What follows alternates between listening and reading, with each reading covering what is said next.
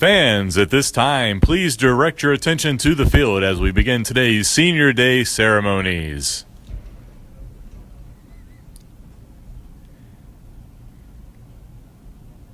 First, we would like to recognize two seniors on our athletic training staff who have made major contributions over the past few years. First up is Maria Ochoa. Maria has done clinical rotations with the football team in 2016 and 2018, as well as the wrestling, softball, women's basketball, and men's soccer teams throughout her time at Averett.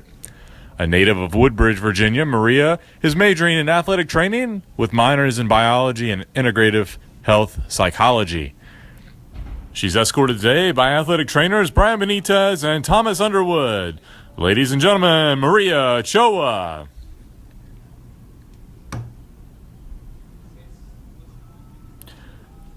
Our next senior for athletic training is Amber Triplett. Amber has done clinical rotations for the Averett football, women's soccer, and women's basketball teams, and she's also had an internship at Wake Forest. A native of Martinsville, Virginia, Amber is majoring in athletic training with a minor in biology. She's escorted today by her parents, Johnny and Tina Triplett. Let's give it up for Amber Triplett. We would now like to recognize two seniors from the cheerleading team who played big roles in the team bringing home a national title this past spring. First up is Peyton Mooney. A native of Roxborough, North Carolina, Peyton is majoring in business management and marketing. She's escorted by her mother, Rhonda, and stepdad, Ray Moore. Let's give it up for Peyton Mooney. Next up is Beth Powell. A native of Lexington, Virginia, Beth is majoring in business, marketing, and management, and she is accompanied today by her father, Dr. DeWitt Powell, and her mother, Rosemary Powell. Let's give it up for Beth Powell.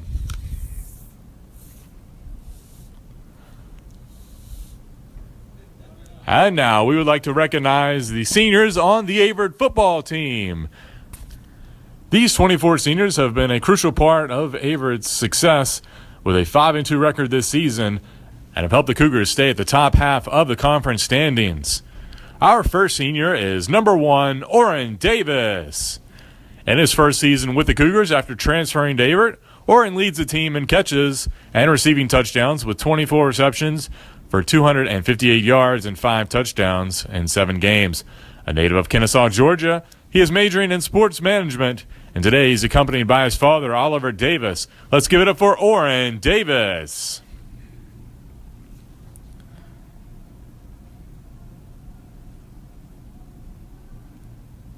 Our next senior is number 2, Desmond Springs.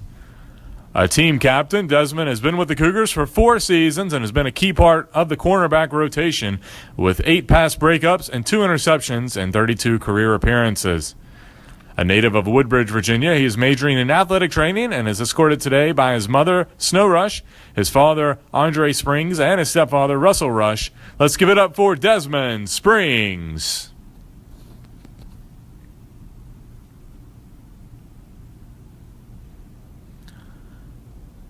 Our next senior is number 3, Dejan Brooks. A native of Clinton, Maryland, Dejan has been a standout at linebacker for the Cougars. He ranks 4th in school history in both tackles and sacks, with 12.5 career sacks and 269 career tackles. He currently leads the team with 67 tackles this season. Additionally, he was named a D3 football third-team preseason All-America selection this fall and earned first-team All-Conference, first-team All-State, and second-team All-Region honors last season. Majoring in sport management, Dejan is escorted today by his parents, Sonia and Craig Brooks, as well as Taylor Mahaffey. Let's give it up for Dejan Brooks.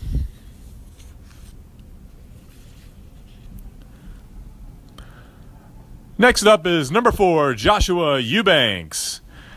Joshua is a quarterback for the Cougars who has appeared in 9 games over his career, passing for more than 300 yards and 2 touchdowns. The Woodbridge, Virginia native is also a member of the Averett Singers. Majoring in marketing management and minoring in physical education with a concentration in coaching, Joshua is escorted by his parents, Brad and Robin Eubanks, as well as his younger brother, Jordan. Let's give it up for Joshua Eubanks.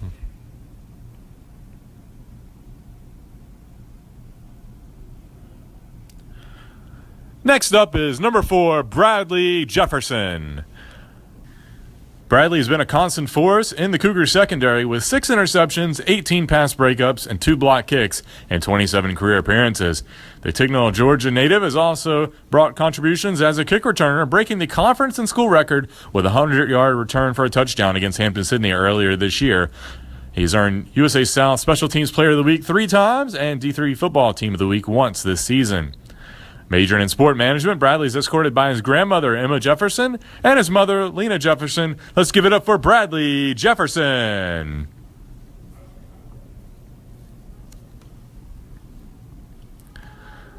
Our next senior is number 5, Joshua Long. At quarterback, Josh has passed for 382 yards, and he's also rushed for 28 yards and 7 career appearances for the Cougars over 3 seasons.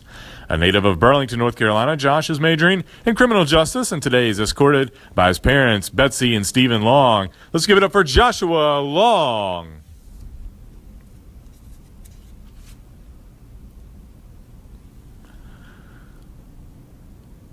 Our next senior is number 7, Octavius Ross. A safety, Octavius has 59 career tackles with 4 interceptions, 2 pass breakups, and 21 career appearances.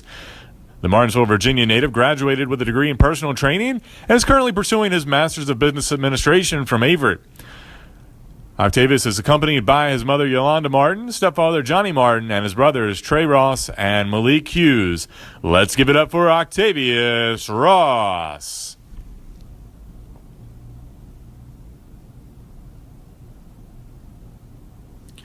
Next up is number 8, Anthony Cheeks.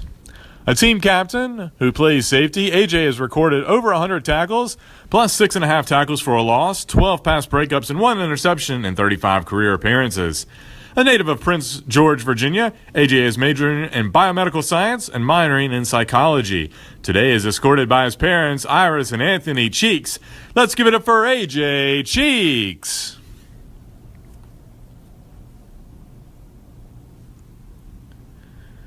Next up is number 12, CJ Phillip Kowski. A quarterback, CJ has been a 4-year member of the Averett football program, and earlier this season against Greensboro on homecoming, the Troy, Virginia native rushed for his first career touchdown. Majoring in sports management, CJ is escorted by his parents, Christopher and Noreen Phillip Kowski. Let's give it up for CJ Phillip Kowski.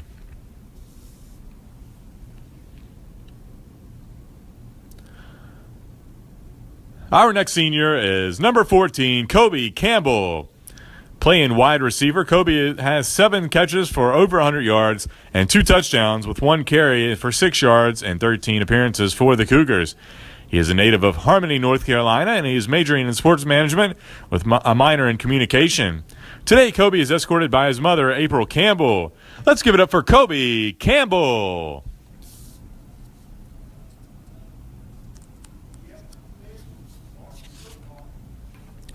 Our next senior is number 18, Ethan Williams.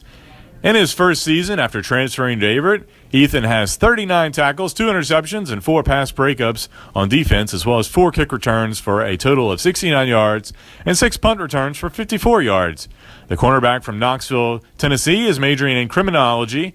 Today, Ethan is escorted by Jill Adams. Let's give it up for Ethan Williams.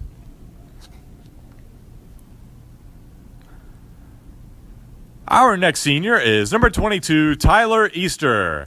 Tyler is a dedicated 4-year member of the Averett football program who has also earned USA South Academic All-Conference honors in the classroom. A native of Richmond, Virginia, Tyler is majoring in physical education. Today, he is escorted by his mother, Pam Hancock Easter, his father, Tony Easter, Deja Chambers, and godfather, William Drumgold. Let's give it up for Tyler Easter.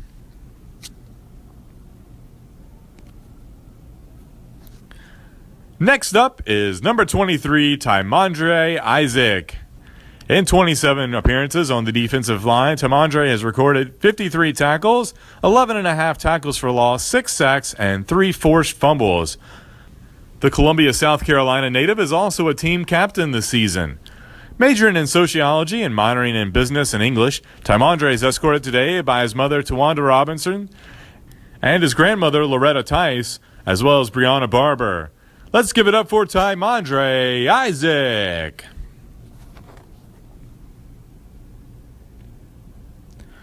Our next senior is number 24, Elijah Harris.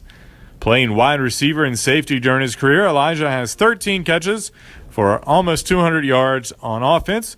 And on defense, he has 26 tackles with 2 fumble recoveries, including a 96-yard return for a touchdown in 27 career appearances. Hailing from Dinwiddie, Virginia, and majoring in criminal justice and minoring in psychology, Elijah is escorted by his mother, Lisa Harris. Let's give it up for Elijah Harris.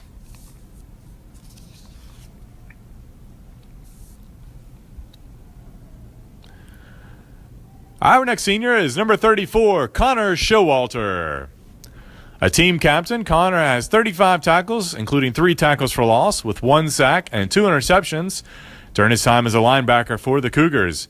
A native of Cameron, North Carolina, Connor is majoring in athletic training and minoring in biology. Today he's escorted by his parents, Todd and Robin Showalter. Let's give it up for Connor Showalter.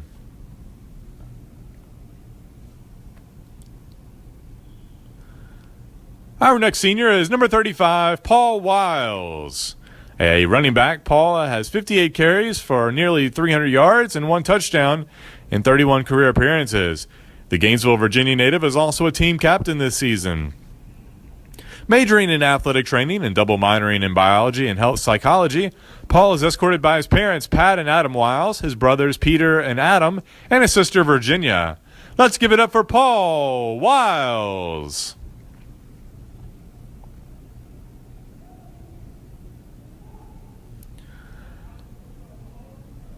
Our next senior is number 38, Sean Bowman, Jr.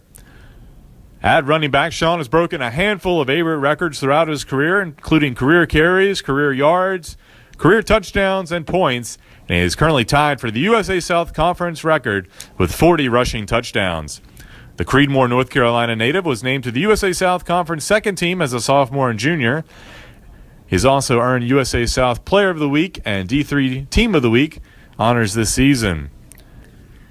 In 35 career games, Sean has 591 carries for 3,255 rushing yards and 40 touchdowns. Majoring in sports management, Sean is escorted by his grandparents Ralph and Marjorie Bowman and his father Sean Bowman Sr. Let's give it up for Sean Bowman.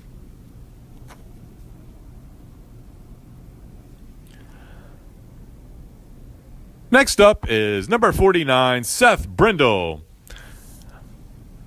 At linebacker, the Clayton, North Carolina native has tallied nearly 100 tackles, including 4 tackles for loss and 2 sacks, plus an interception in 30 career games.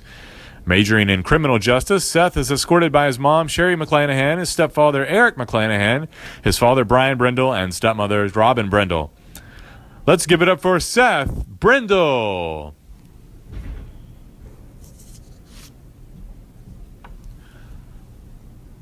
Next up is number 52, Antoine Harper. A defensive end, Antoine has 26 tackles and 22 appearances for the Cougars. The Fayetteville, North Carolina native has also earned USA South Academic All-Conference honors twice in his career.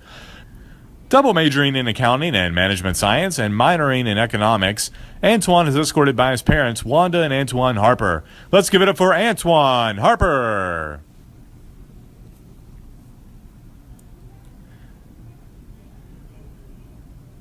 Our next senior is number 60, Tyler Gray. Tyler has been a consistent starter on the offensive line during his time as a Cougar. This year, he has started all games at guard.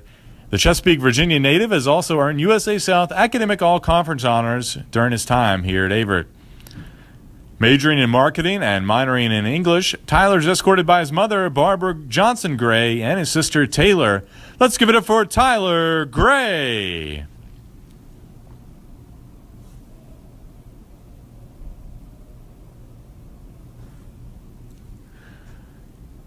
Our next senior is number 66, Aaron Hope.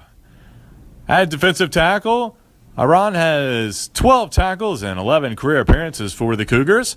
Majoring in sociology and criminal justice while minoring in English, the Newton, North Carolina native is escorted by his parents, Aisha and Samuel Hope, and his sister, Samaya. Let's give it up for Aaron Hope.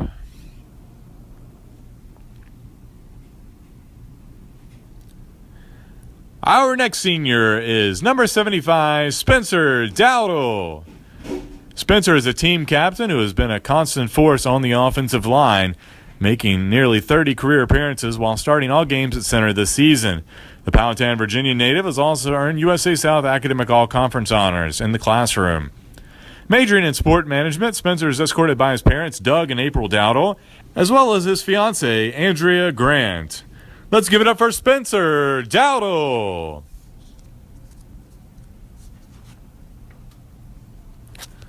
Our next senior is number 81, Garrett Touchard. Garrett has appeared in 5 games for the Cougars, catching 3 passes for 33 yards and a touchdown as a wide receiver. The Sanford, North Carolina native has also earned USA South Academic All-Conference honors in the classroom. Majoring in accounting, Garrett is escorted by his parents, Patrick and Jill Touchard. Let's give it up for Garrett Touchard. And last but not least is number 84, Vaughn Johnson. Vaughn is in his first season after transferring to Averett, and the Charlotte, North Carolina native leads the team with 405 reception yards and also has 22 catches and 3 touchdowns in 7 games with the Cougars. Majoring in business administration with a concentration in sales and marketing and a minor in communications, Vaughn is escorted by his parents, Dale Johnson and Joanna Rodriguez, and younger brother, Mikkel.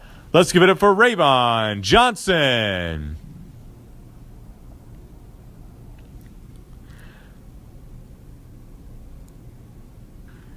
Let's give our seniors another round of applause.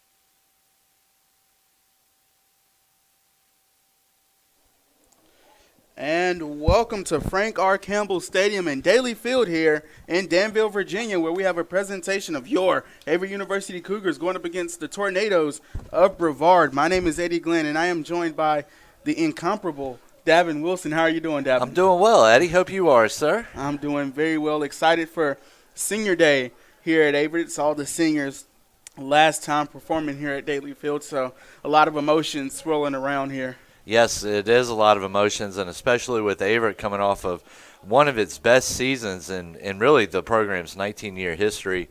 Up until last week, a very real possibility of the Cougars qualifying, winning the USA South title, and qualifying for the Division III playoffs. But tough loss to Maryville has kind of put a little bit of a damper on those plans, but still a lot of spirit here at Frank R. Campbell Stadium. And like you said, the team was, and I think I mentioned it a lot in the last broadcast, they were hungry for Maryville.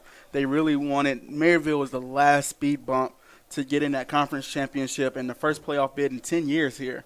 And these Cougars were really looking forward to that, but, everybody suffers. Every winner has to lose someday, and it's kind of a humbling act. And this team's only 5-2, and they've only lost one game in the conference. So the future bodes very well for this football team. And it does, Eddie. I remember when I started here in 2014, I believe Maryville beat us something like 49-17, or it was a very lopsided score for us. And then I believe it was my second year, we actually ended up losing by a stinking point on a failed two-point conversion. And then last year get the win against Maryville, and then this year the big statement win against Huntington. What was it, 42-17, I believe it was? Absolutely. And as you mentioned, the progress of this team, even in just my 3 years here at Averett, what Coach Adams and his coaching staff has been able to do with the development of these players, and we talked about it off air a little bit, even as something as simple as just moving Dejon Brooks last year, moving him down from putting his hand in the dirt to having a middle linebacker position. I mean, he's got 67 tackles on the year. He's got these 2 sacks away from the all-time record. Dejon Brooks has really been able to up his game, and like I said, just that progression of players and not being able to give up when you're out, is what this coaching staff has been really good at teaching their players. And they really have. And, Eddie, when Adams came here, we're actually going to take a real quick break for the national anthem here on the Averett Sports Network. Alma mater, excuse me.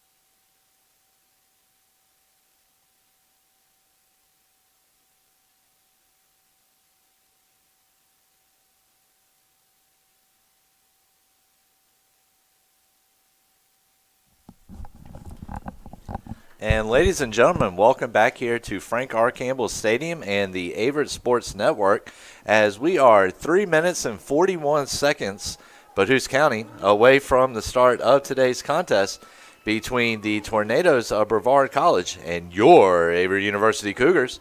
Welcome back here. As always, I'm joined with the awesome, very knowledgeable, very witty Eddie Glenn Jr. And Eddie, just, we were talking a little bit, beforehand about, some of the things that Adams has been able to do in his 5 years here at Averett. And, it all started with a little philosophy known as be a man. And it has really taken hold here in the last 2 years as Adams has gotten through his first couple of recruiting classes here at Averett. And absolutely. And these guys, man, they personify that be a man with different clubs on campus as well. They're really leaders in clubs. Guys like, just to name a few, Tyler Gray and Devin Merritt are really, really active on campus, and they make a difference not only on the field, but they make a difference and lead the way for students who aren't football players and let them know how to act, and, you shouldn't be acting crazy, and, just little things. But these guys hold their team up to a very high standard with that be a man phrase. They do. And Eddie, one thing that will stick with me probably the rest of my life, I remember it was my second year over here, and the university had teamed up with the Danville Boys and Girls Club here for an Angel Tree project. And, naturally a lot of those young kids, especially the young boys and stuff like that, really idolize a lot of these football players, look to maybe be them in their shoes one day. And those kids were just front and center, coaching staff as well, just taking pictures, cracking jokes, doing everything they can to, really be a positive role model to these kids and really try to put out, good vibes and good things into the community in which they play. And, again, speaking on Coach Adams, I've talked to a couple of guys who came from Ferrum. Of course, they've graduated now, and, of course, Coach Adams used to coach at Ferrum. And I've talked to a couple of his past players, and the thing about Coach Adams is he's consistent. Even at Ferrum, they said he instilled a very hard work ethic in you, and you weren't going to be acting all crazy, and you weren't going to be doing this and doing that. You're going to stay focused, eye on the prize, and get done what you need to get done. And speaking of getting done what you needed to get done, Eddie, we are on the verge of a couple of really big milestones here in Averett program history. Of course, the first being Averett running back Sean Bowman needs just one rushing touchdown to break the USA South career record of 40. And then on top of that, Eddie, you were referencing it earlier on in the broadcast before we went on break for the national anthem. Dejon Brooks just needing 2 sacks to become the program's all-time leader. And, I mean, really looking at these two names that if he gets this tonight that he's going to break, that he's going to pass, Kelvin Hutchison and Nick Teague, I mean, those two guys were huge for this Averett program in their times, obviously with the fact they are program leaders. And again, speaking on that, it's when you have a team full of guys who are all like, there's probably 7 or 8 guys on this team, offense and defense and special teams, who are all within striking distance of a certain record. And when you have all of that combined on one team, it makes for a really talented team. And especially this defense, highlighted by Dejon Brooks. You also have Tymondre Isaac with 15 tackles on the season. He's got 6 for a loss, 3 sacks, and a team-high 4 quarterback hurries with 2 forced fumbles. And then Joseph Ledbetter, the freshman, I mean, he has absolutely been tearing it up. He has 4 sacks this season as a freshman, which ranks 3rd in the conference. And, I always like to reference when I see a freshman doing good, most freshmen have to make that adjustment from high school to college. Oh, the guys are bigger, the system's more complicated. Ledbetter doesn't necessarily care. No, he's just going to jump in. And 9.5 tackles for loss, obviously, a big deal. And, we've also got Oren Davis who comes in. He has 5 receiving TDs on the year so far. Jacob Wright, 12 passing TDs in his first year at Averett.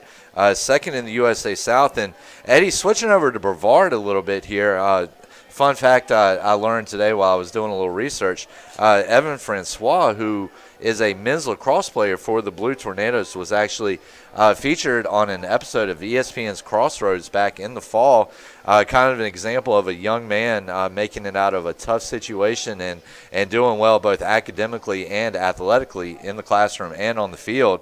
And so, it's going to be interesting to see what we're going to get today here. And I think And I think game-wise, this is going to be a high-voltage offensive game. If Brevard's offense can stick to what they've been doing in the passing game, Dalton Cole, he's got 1,139 passing yards.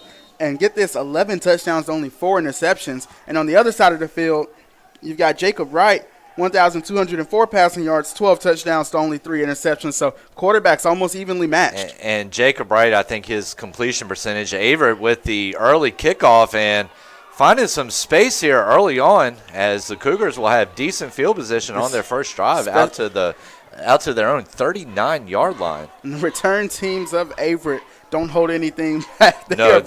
Very talented group. Defense and special team, but, Eddie, I believe Jacob came into this game with a 52% passing completion rate so far on the season.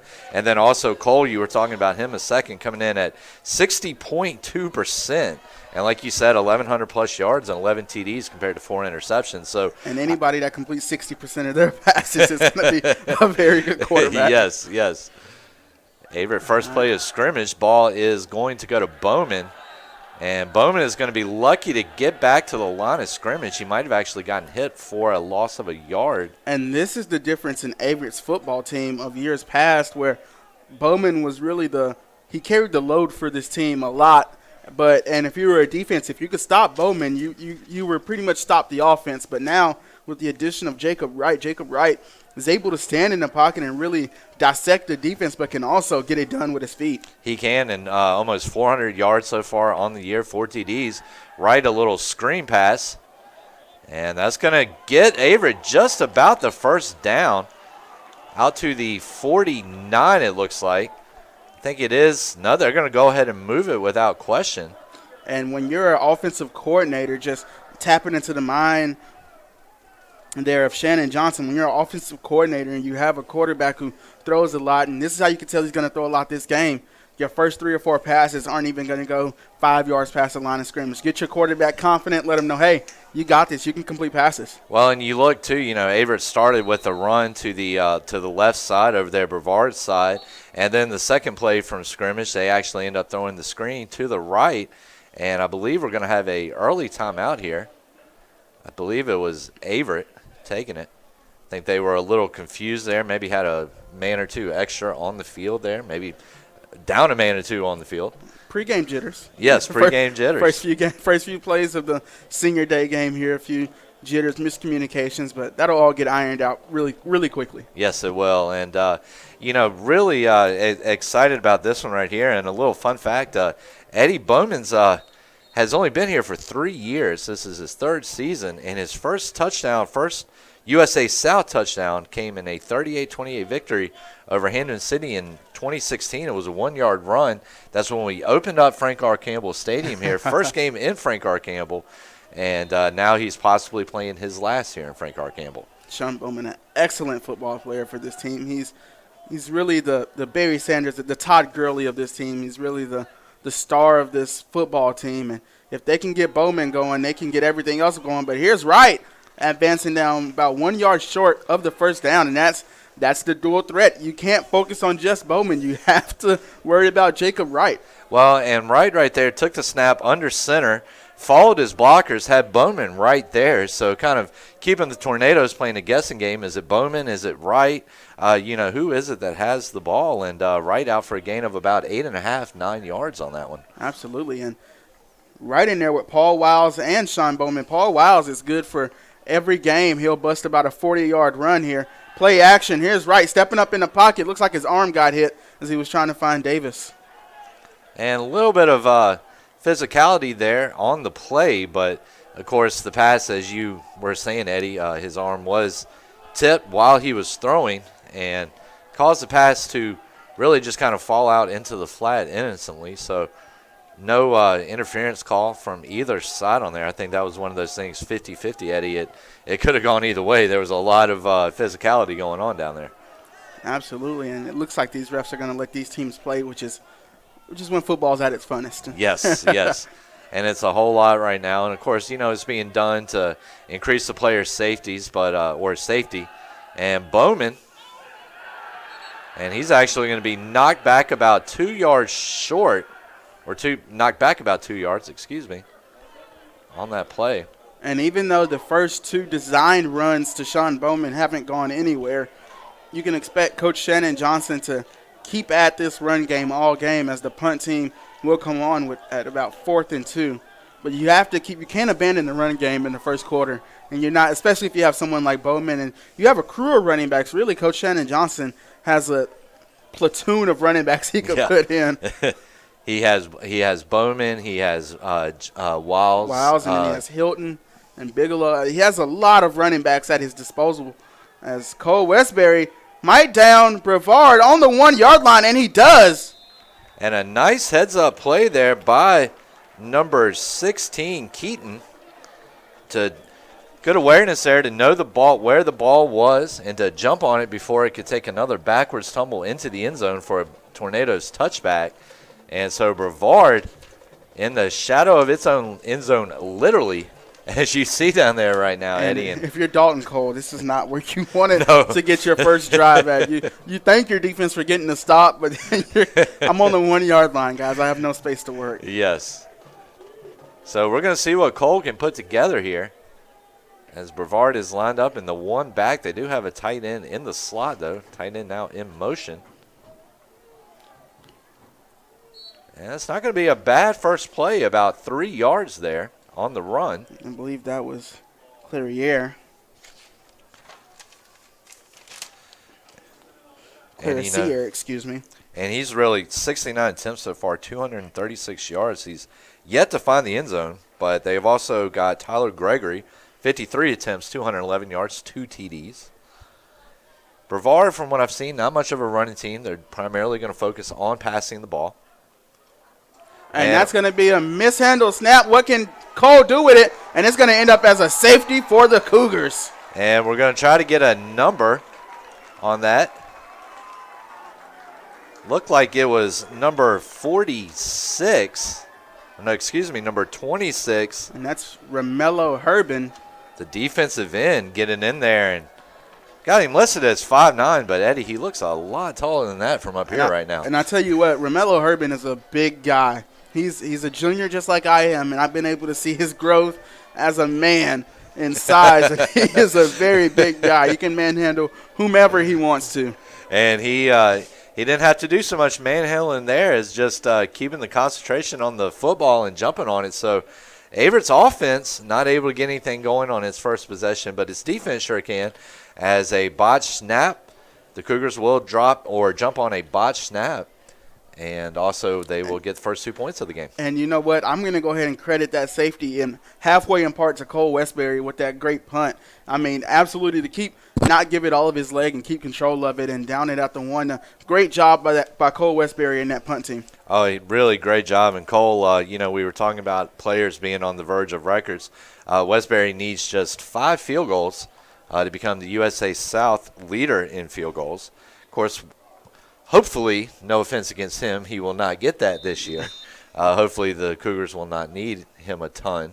Right. But he definitely has the leg and the ability to do it. And he's not the only kid out of Wake Forest High School breaking records. Bryce Love up in Stanford, who's a junior as well, is out there breaking some of Christian McCaffrey's records every game. And I believe that was Lucky the Fourth, Raymond Lucky the Fourth, on that return.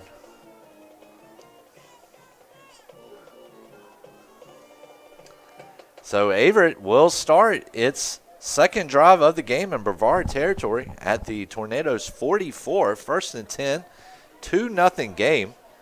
Wright comes out under center. He's going to have Bowman to his immediate right.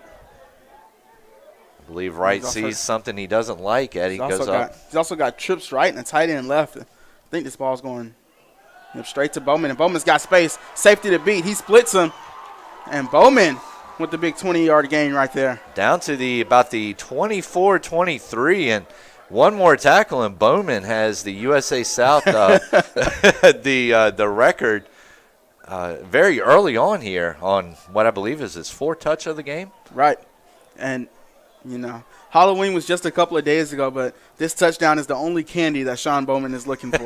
That's good, Eddie. I've taught you well, sir. I have taught you well. So right, lining back under again, single back set for the Cougars. Have two wide receivers out to the right. Hand off to Bowman. Bowman to right Bowman. side. Great blocking. Bowman down to the 10. Inside the 5. Bowman stretches across. They're going to say he stepped out of bounds. I thought he might have stretched that ball across before he went out of bounds. It was very close, but it looked like he went out at about the half-yard line down there. So and great blocking there by that O-line. Twice, 2 straight plays to really open that hole up for Sean Bowman, but you've got to think Wright's going to go into center and going to go straight right back to Bowman. Either that or I wouldn't be surprised to see Wright keeping himself, but, of course, wanting his teammate to get that record. And so we're going to see Averett once again with a single back set. I see Bowman going right behind Dowell and Gray right here. Big 2 senior offensive linemen. And let's and see go what to he Bowman does. right behind Dowell. And I think he's turned away. We're going to say no touchdown. So good defense there by the Blue Tornadoes. Looks like there is a player down.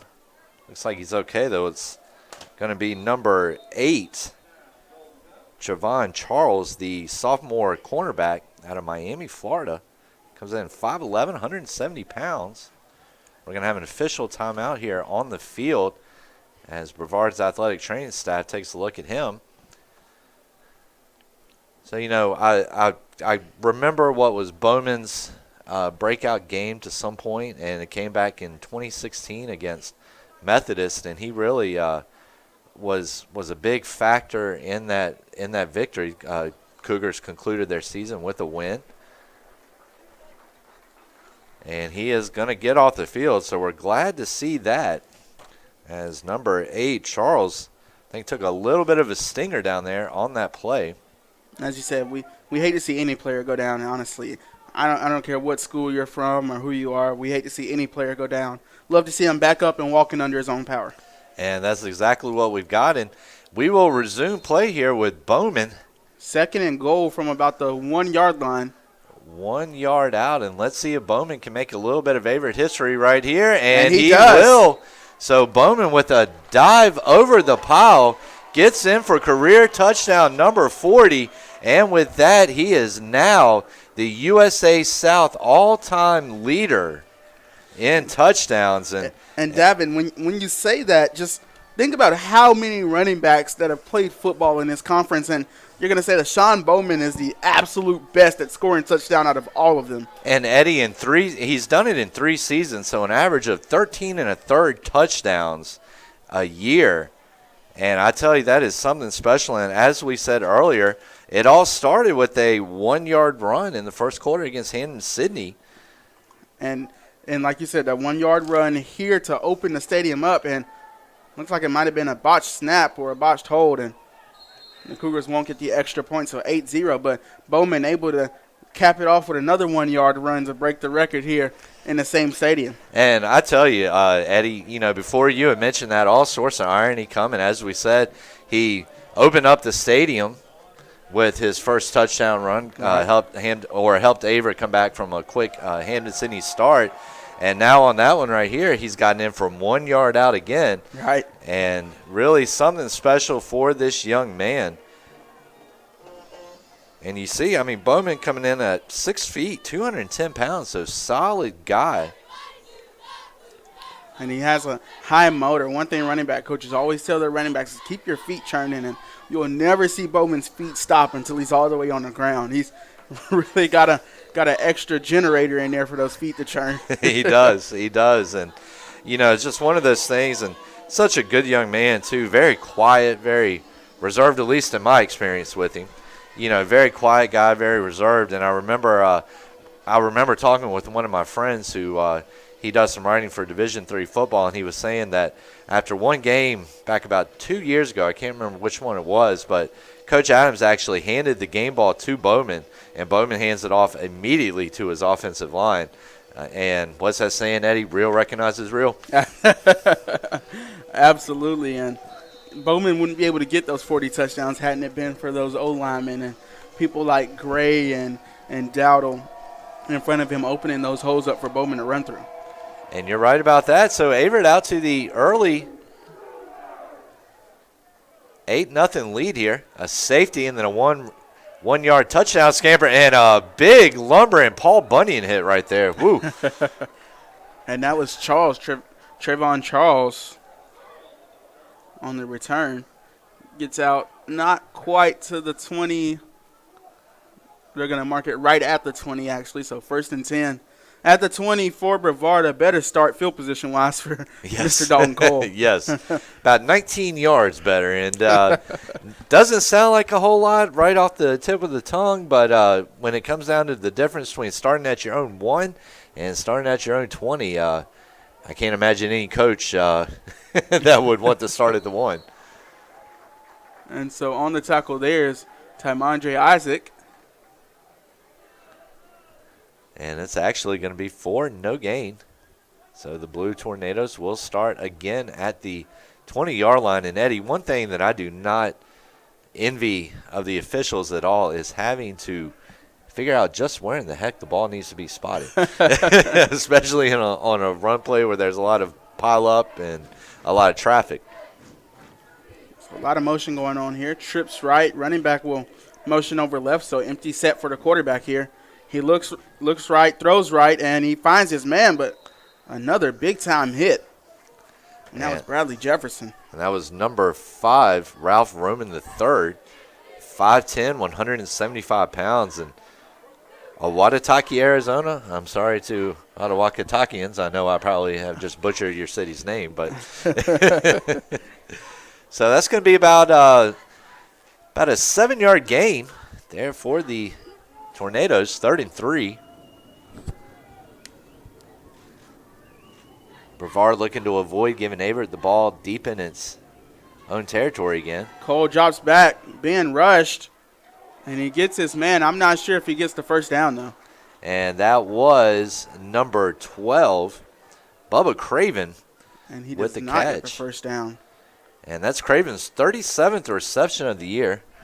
It's going to get about, he'll add 6 yards to his total right there. So 426 yards, 3 TDs, big part of this Tornadoes passing game. Well, he's a senior wide receiver, 6'2", 210. So he's a big target. And we got a little fake punt action. We'll pick up the first down. And that is going to be number 5, Dalen Edge, the 5'10" freshman defensive lineman out of Gilbert, Arizona. And I think that might have actually been the other number 5, Ralph Roman III, the freshman wide receiver, 5'10", 175. Although I'm not sure. It could have been the defensive lineman. Looking now, I was going to say the difference between a defensive lineman and a wide receiver. Yes, we're going to go with Roman III on that one, Eddie. Good call. Good call. And Cole, play action. He's been hurried. And a nice catch there by Bubba Craven. And Craven gets close to about 20 yards out of that as the Cougars brought a little bit of heat, had their claws out. Claws got stuck in the mud a little bit, though. And Craven with a nice one-hand snag. And Dalton Cole showing his ability, able to stand in and find, know what his receivers are running and find Craven across the middle of the field. And like we said, Craven, athletic grab there. And what was even more impressive about Craven is not only did he bring in the one-handed catch, but he also added about 10 yards after. Absolutely. To keep the play alive. So there's a handoff to number 4, Clercier, 5'9" junior out of Florida. Looks like he got about halfway to the first down marker there. And I take that, 2nd and 6 at the 44 of Averett. Brevard trying to erase its early one-score deficit. And a touchdown here would be huge. Another run here right up the middle. That's Tyler Gregory. Gregory with 252 yards thus far, 25 receptions, 25 carries. It's going to be 3rd and 6 after a no gain on that play. So Brevard coming down from Division II has to sit out on the playoffs or any kind of playoff contention while it's reclassifying. 4 receivers to the right. Cole by himself. He's looking, throws across the middle of the field, trying to find Craven, but instead almost found number 7, Octavius Ross, the senior safety. And the Cougars, this secondary is a ball-hawking secondary. Yes. You don't want to give them opportunities like that. They have 13 total interceptions on the year. And, Octavius Ross coming out of Martinsville, Virginia, went to Bassett High School. I remember when I first started my sports writing career here in Danville, I remember seeing him play and remember seeing him play for the Bengals. And there's a punt. And fair catch called, and I think that was called under the assumption that it was going to roll back into the end zone. It takes a Brevard bounce. And that's Ralph Roman III again. Back there showing off his punting skills right there. That one died on about the 3-yard line, or the 2-yard line rather. Just absolutely went nowhere after it touched the ground. You're right about that. And like we said, I think Averett was expecting a bounce into the end zone. And so we're going to see what the Cougars can do here. Can they make this a 3-possession game? Right now, 8-0. One of those weird moments in football, Eddie, where it can go from a 1-possession game to a 3-possession game on the strength of a score. But that's what we will have if Averett can drive 97 yards down the field here. And Jacob Wright does have Bowman. 2 receivers split out wide. And Jacob Wright drops a snap. And it's something about, I guess, just standing in your own end zone.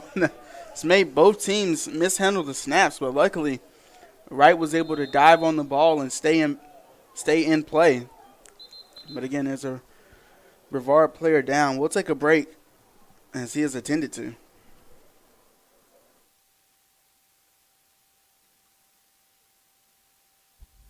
Going back to school is not just for the kids.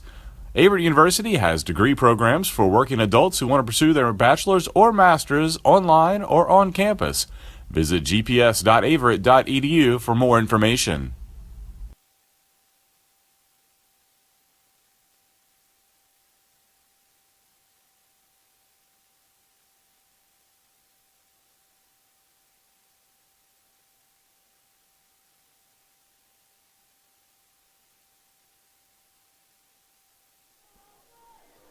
And ladies and gentlemen, welcome back here to Frank R. Campbell Stadium. Brevard's player trying to get a number on him, but the glare coming down on the field making that impossible. But he is off on his own accord and his own 2 feet. So we always like to see that. So right in the shadow of his end zone. Going to Oren Davis. Pass. And Oren Davis trying to make the circus catch. And Davis tightly defended there by Brevard's defense. Some of Averett's fans were calling for a little extra contact as it was number 3, Andreas Wyatt, the 5'11 cornerback, sophomore out of Lithonia, Georgia. Made a great play on the ball, staying neck and neck with the speedy Davis, who does have 5 receiving TDs thus far for the Cougars this year. Actually leads the league, leads the USA South in receiving TDs, has almost caught half of Wright's 12 passes, and Wright's going to keep it himself and had some initial daylight. The Tornadoes are going to swarm. I believe he's still going to be out for the first down. And they're actually going to mark it at the 11, so it's going to be about 2 yards short.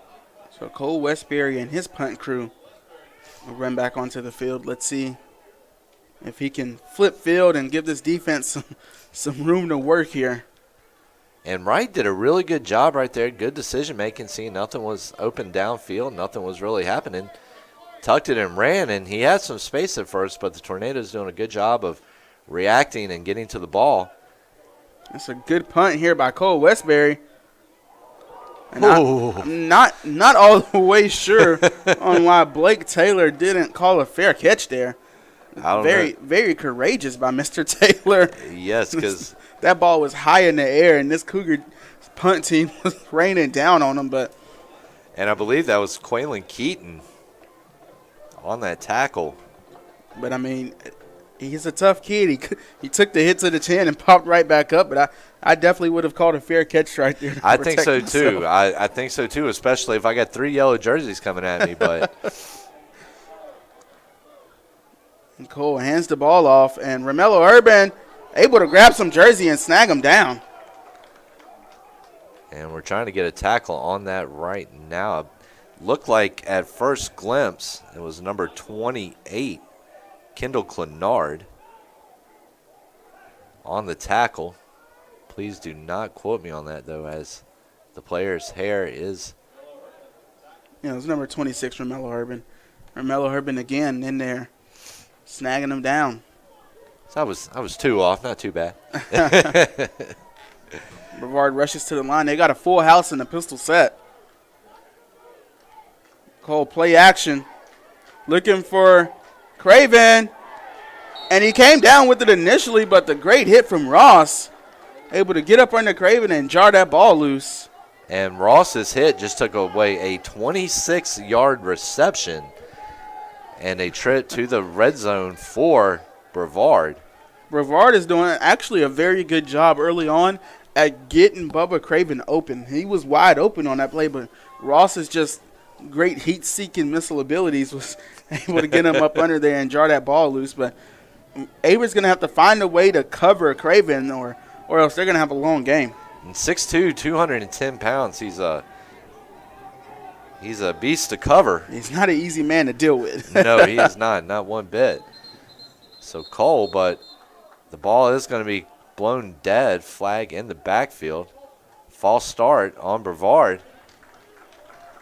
So 3:23 left here in the opening quarter. 8-0 Averett is your score.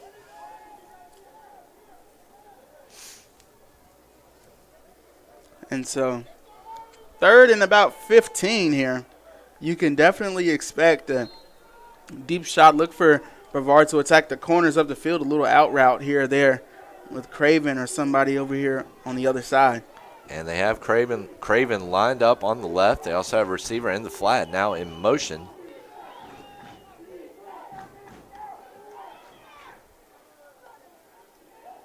And they will not have enough to get the first down, so Pass complete. the offense, Dalton Cole wanted to stay on the field. He's visibly upset that Coach pulled him off. He definitely wanted to stay on the field, but the punt team for Brevard will come on, and you don't know if you're going to get a high-quality punt or a high-quality fake punt out of this team here. And that was Brandon Norris on the reception. And we were talking about Francois a second ago, and he actually is a member of the football squad as well. I just noticed his name on the roster. And that one will not take a Brevard bounce, and it will roll back towards the Enterprise sign in the end zone for a touchback. So 2:40 left here in the first quarter. We're going to take a quick break here while the teams regroup. We'll be right back on the Averett Sports Network.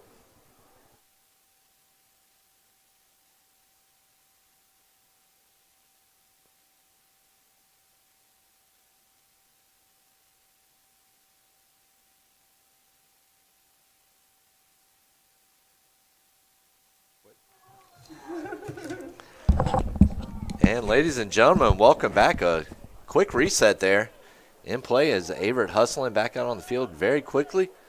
Looking to make it a 16-point game here with this drive.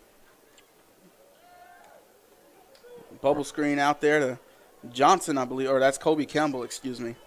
And Campbell down to about the 26, so a gain of 6 on the play. Or I was right with my first assessment. It was Vaughn Johnson, the senior wide receiver. Second-guessed myself. Eddie, I'm so glad I have your young eyes up here with me because if this game was left to my mid-30 eyes, I don't know if I don't know how well it would work. So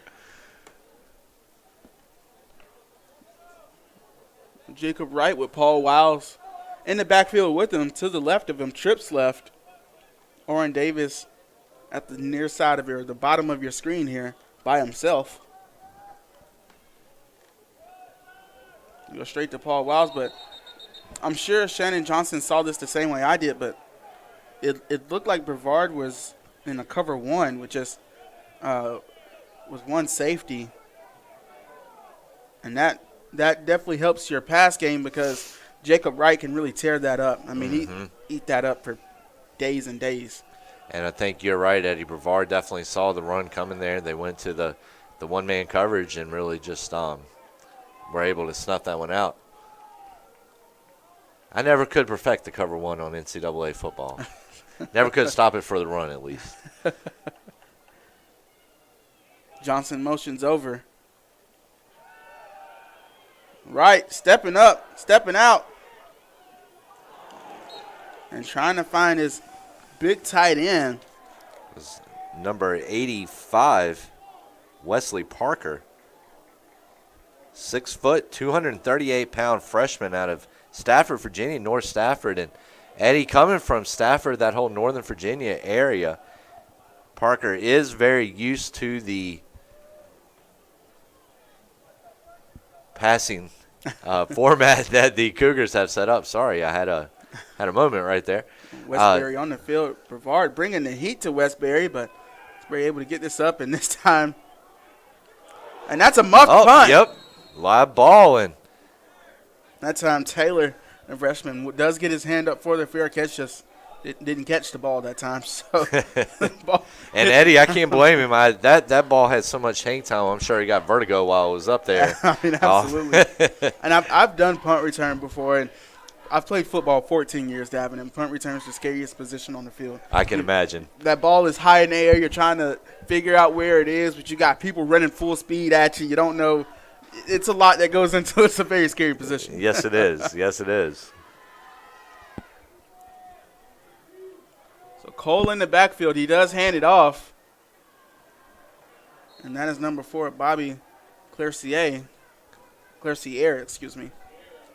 And got about 7 on that play.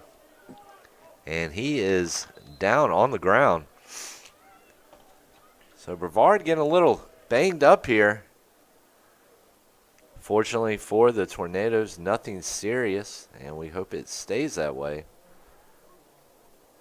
But definitely feeling the effects of the Cougars' hard-hitting defense. Which actually, Eddie, looking here at the game notes, turnover margin +9, 18th in the nation. They also rank 22nd in the nation in interception totals with 13, 28 nationally in red zone defense.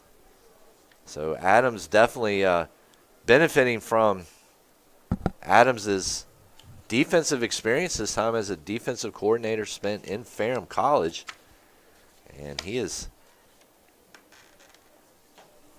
Clercier still down on the ground. We're hoping he's okay. Definitely a key part of this Tornadoes offense.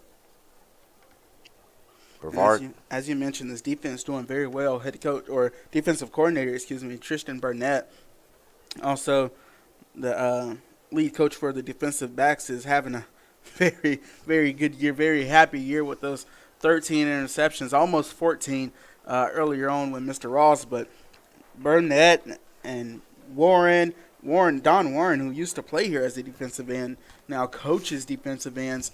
And it really helps to have someone who not only played in the system but excelled in the system. Don Warren able to give Ledbetter and Isaac and Herbin some much needed, or not much needed because these guys are good alone, but some extra help and advice that's very quality. Yes, it is. And, Burnett coming from Guilford and back to the ground. Gregory's going to have the first down and then some. As he streaks down the right side, he's going to be knocked out at about the, let's see where they're going to spot it. It looks like they're going to spot it about the 38 for Averett. So a chain-moving run there by Gregory, about 18 yards. As Gregory found some space in the shade on the right side and made something happen. So Gregory will get a bit of a breather. Cole with 3 receivers to the right, 1 motion's over.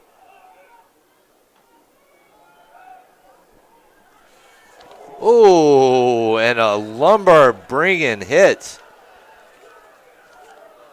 there by, I believe it was number 66, Aaron Hope, bringing some pain. 6'3", 320 pounds, Eddie. And I'll tell you what, Brevard, just one quick note. They're doing this thing where they're bringing on number 76, Chasen Lowry, who's a sophomore. He's 6', 245. They're bringing him on as a tight end, and they'll motion him across. But every time he's on the field, they're going to run the ball. They're using him as a fullback along with their tight end. So it's like they have 7 offensive linemen in. They have 6 listed offensive linemen in, but it's more like they have 7. And that's why Gregory and all these running backs are able to bust them long. But like you said, we'll take a quick break, and we'll be right back here with the second quarter.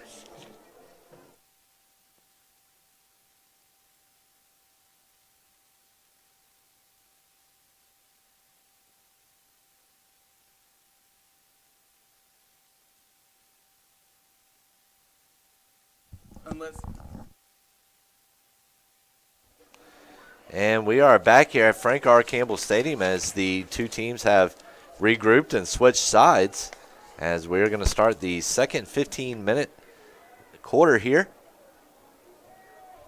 2nd and 4. Ball on the Averett 34. Brevard looking to get on the board. Oh, and there's another big hit there by Averett's defense. And guess who? It's Joseph Ledbetter in the backfield wreaking havoc on this Brevard offense. And he did. I tell you one thing, that was just throwing the shoulder into him and leveling him. And they're keeping number 76 will come out. It's an interesting note. They should bring on a wide receiver, which they do, and this should let you know that a pass is coming here from Dalton Cole. This is something that Tristan Burnett will pick up on very, very quickly. If I can pick up on it up here in the broadcast booth, someone down there has to pick up on it. I can almost guarantee a Dalton Cole pass is coming. And, Eddie, tight end is one of those positions, and Cole back under center. You're right, Eddie. He's going to throw downfield, and that is going to be incomplete to number 9, Henley. And that was really close. That could have been a catch. I thought he had it. I thought Martigas Henley had that. He does have 3 receiving TDs. I was going to say TVs. He does have 3 receiving TDs. But, Eddie, the tight end is such it's a quickly disappearing position in a way, especially on the professional game. But, it's a position that's very key for a lot of different reasons because, Eddie, like you said, you can bring on a tight end as a running back, but you can also bring him on as a blocker too. And there's the punt, dead in nicely. And it looked like there might have been some confusion. It looked like that ball almost came off of an Averett player, but I think it came off one of the Brevard players. But it did. The Cougars getting to start inside the 15 nonetheless. And, again, not beneficial, not preferred by Jacob Wright. Yeah, not where you exactly want to start, 87 yards out. But Averett's offense is definitely capable of putting it together. They come in 149.6 passing yards on average this year to go along with 228.3 rushing yards per game. So the Cougars' defense or offense definitely capable of long drives. It's going to be Bowman in the backfield. He's going to take it, try to cut to the right, but he will be met by a wall of white and blue. I actually believe that will be a slight loss on the play. So it's going to be 2nd and 13 here on the, 2nd and 11 on the 13.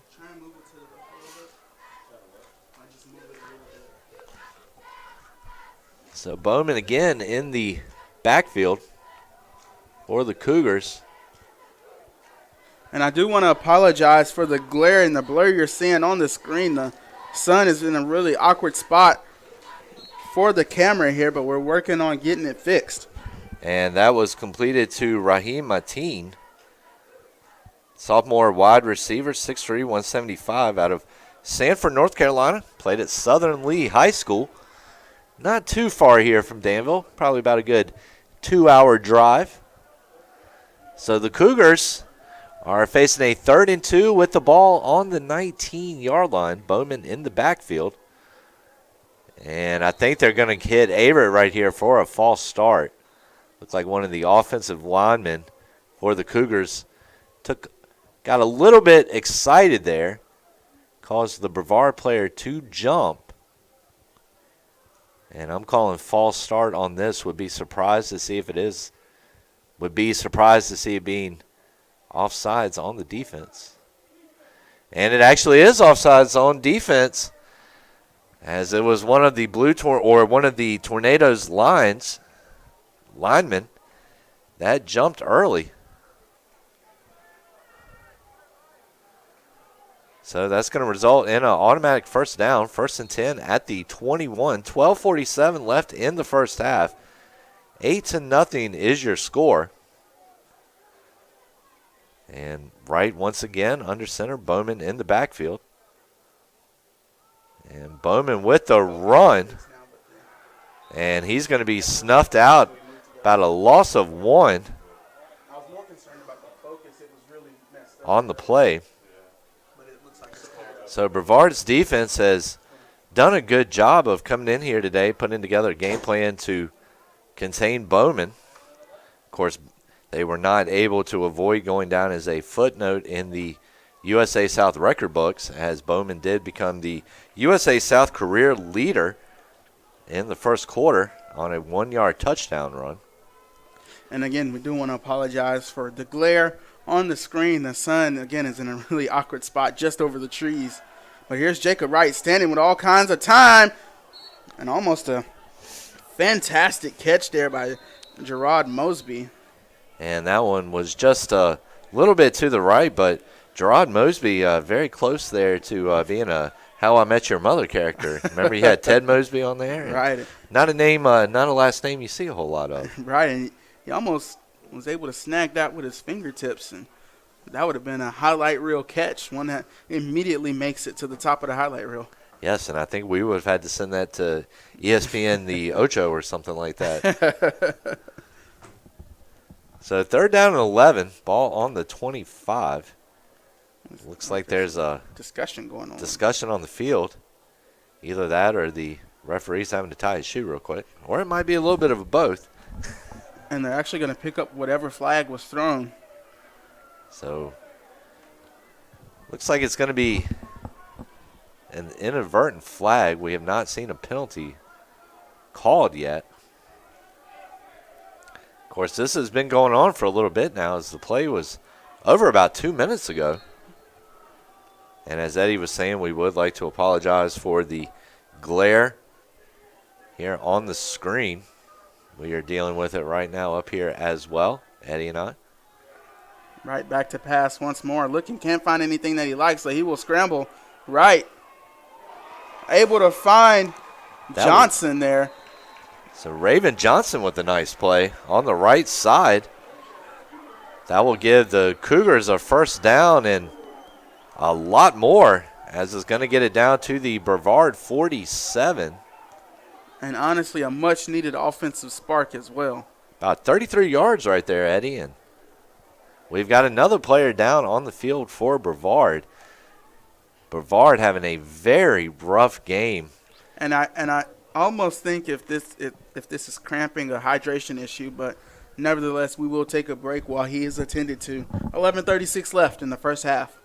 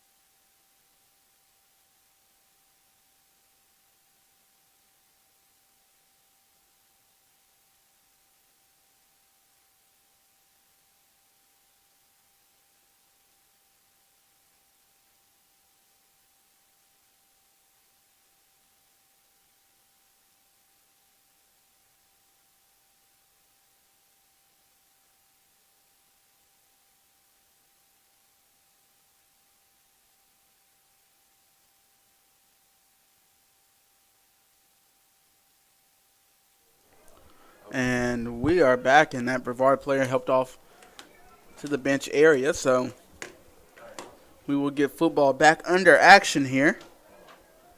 8-0 is the score. 11:36 left in the first half. Big time completion there from Jacob Wright to find Vaughn Johnson. Maybe the spark that this offense needs. They have been kind of stale offensively as of late.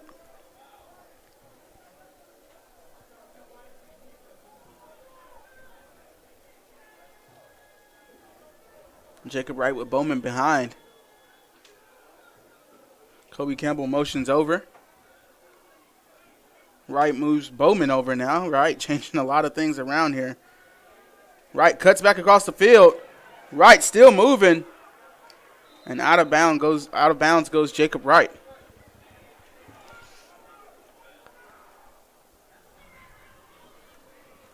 So 11:01 left here in the first half. 8-0 Averett.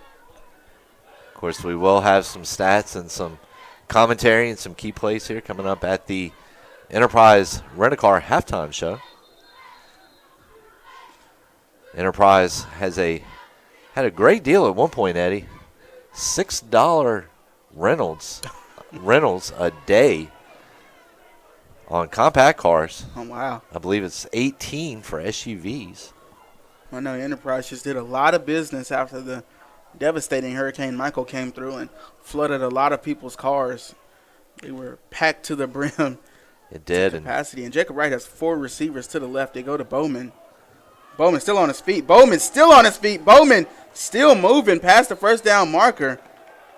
And this is going to be a late hit.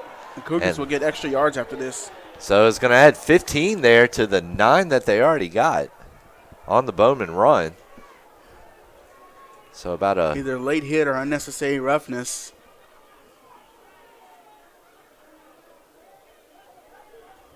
And a late hit to me is one of those things that would drive a coach crazy unless it was just a kind of a momentum thing that led you into the guy. But you don't want to give away free yardage, especially when you're trailing here early on.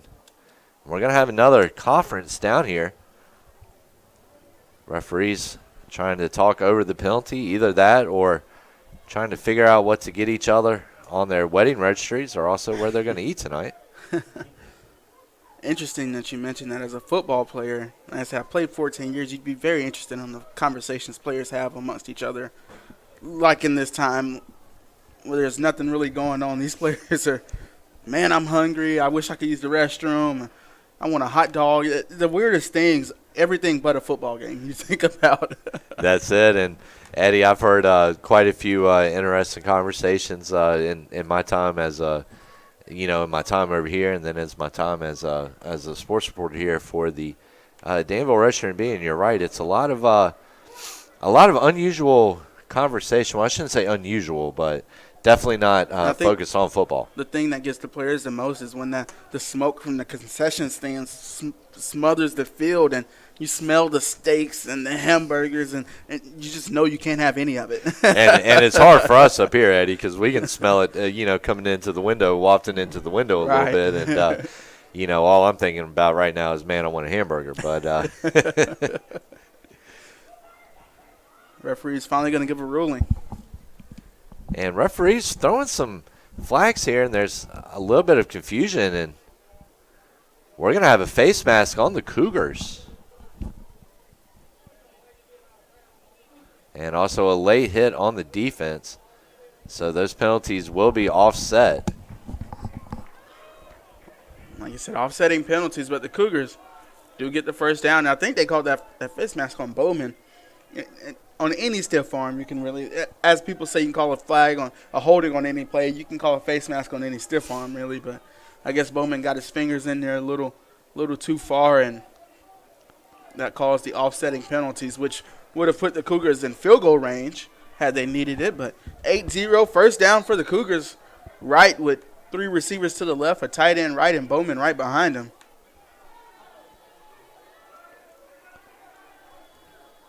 And Eddie's seen a lot more two-out, two Wideouts out, and then also and Bowman with a run is going to get a few extra yards on a nice block there from, I believe it was number 68, Aaron Howe. I believe that's who it was.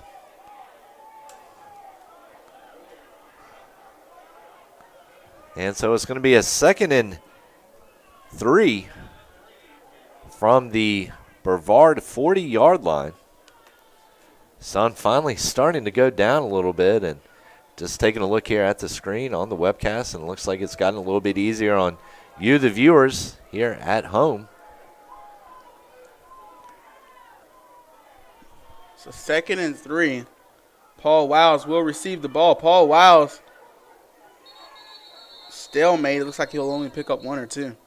And Wiles and Bowman both really using their blockers well on the 2 following plays, or on the last 2 plays, and have really kind of used those blocks, not necessarily to get to the next level, but definitely to add an extra yard or 2 to the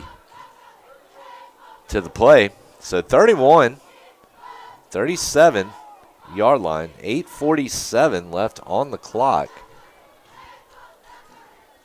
Big play here coming up for both teams, but definitely Brevard, as it's already down 8-0, looking to get its offense back on the field. There's a quarterback keeper, and he's got some room. I think he's going to go to the HOUSE. He walks in. Jacob Wright. Unfortunately, that touchdown will be called back. And I think we're going to have a hold, it looks like, at about the 17. As soon as he broke free and had pay dirt on his mind, the referee cocked back and threw the flag. And like we said, you can throw holding on any play, but that one sounded like it was called on number 84, Vaughn Johnson, wide receiver. You gotta keep it.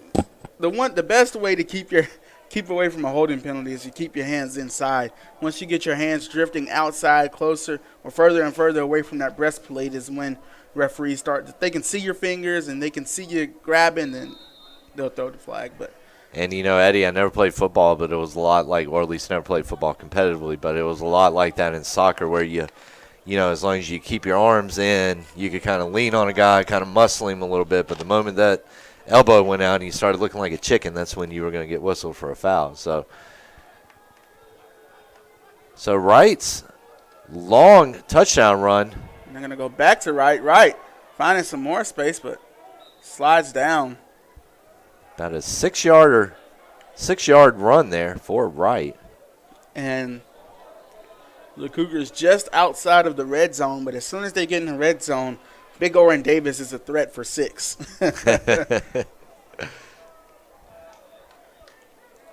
Davis not on the field currently, but if this play gets the Cougars into the red zone, you can expect the Cougars to try and find Oren Davis in the end zone.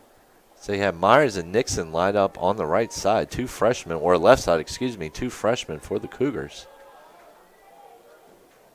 Jacob Wright, third design quarterback keeper. That's mind-boggling. And Jacob Wright doing his best hula hoop impression right there, and a spin around move, and that's going to be a Cougars first down. Looks like it's going to be on the 14-yard line. And expect Jacob Wright to wind his play clock down as much as he can, because he's tired. He just ran about 80 yards, and he's only been credited for about 30 of them. But he's going to try and find Oren Davis, as Oren Davis is matched up man-to-man with a cornerback pressing him. And you can see Jacob Wright moving his receiver to Davis's side over. This is prime. This is what you'd love to see if you're Jacob Wright.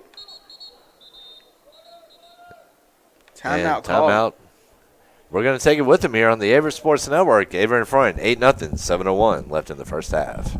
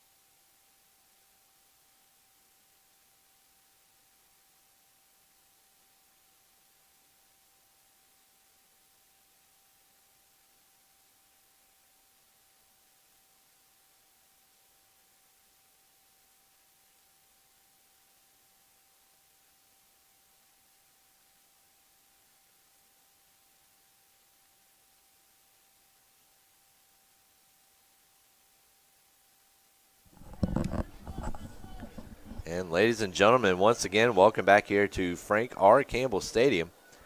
Averett holding a 8-0 lead right now. Trying to go up by at least 14 here. Interesting package in the game. You got Wright with Wiles and Bowman in the backfield with them ball on the 13 and Oren Davis split out to his right. And this is how you keep the defense extremely honest. Low snap, design quarterback run for a 4th time. And right down to about the 4, about a 9-yard gain. I thought we might see an option pitch right there for a second. 4th straight designed quarterback run for Jacob Wright. And Johnson and Adams, definitely a whole lot of faith in that young man. Looking at him right now, 8 attempts, about 65 yards. Let me hit refresh and make sure those numbers are still updated. Actually, he has 8 attempts for 65 yards. Bowman, 10 attempts for 61 yards. Wright also 4 of 8 with 56 yards. And a 5th straight design quarterback run for Jacob Wright.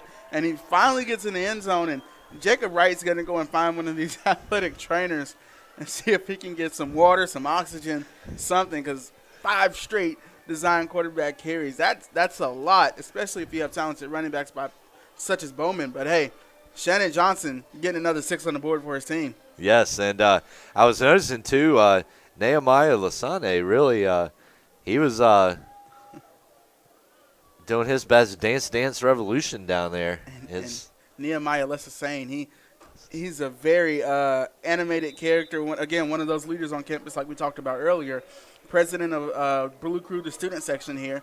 But electrifying character, I'll say that much. Yes, and he definitely looked very sharp dancing across the sideline right there, letting his offense know how much he appreciated the effort of the outside lineman coming in at 5'11" out of Ruckersville, Virginia, Albemarle High School. Eddie Albemarle, another good football program. I know at one point they were Class 4 here in Virginia. I'm not sure about what they are now. I remember playing soccer against them in high school, and Eddie, we always got waxed.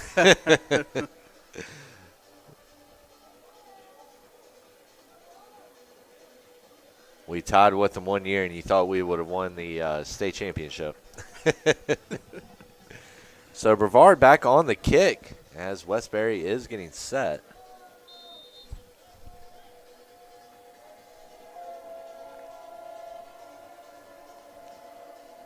$15-0, the Cougars lead it here.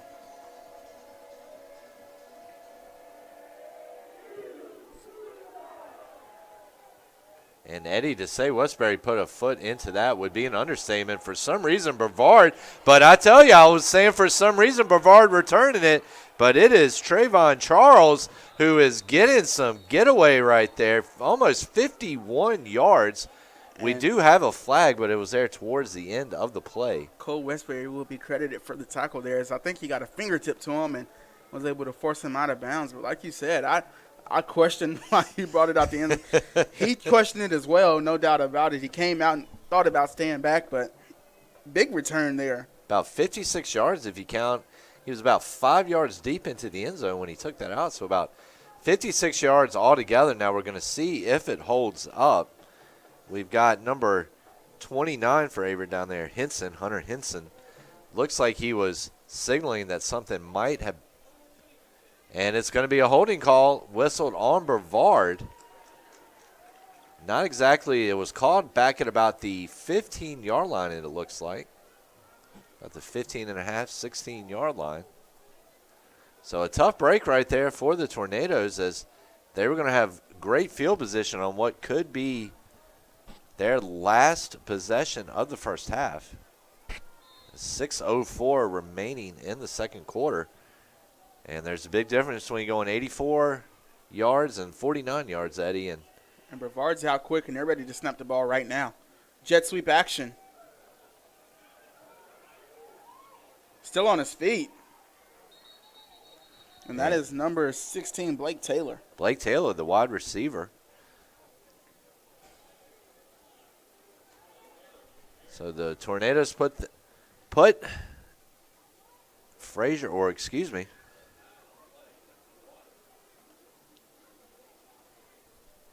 And you see Chasen Lowy in the game. And a second and short. Imagine it's a run here. Run all the way. It's going to be down to about the 26.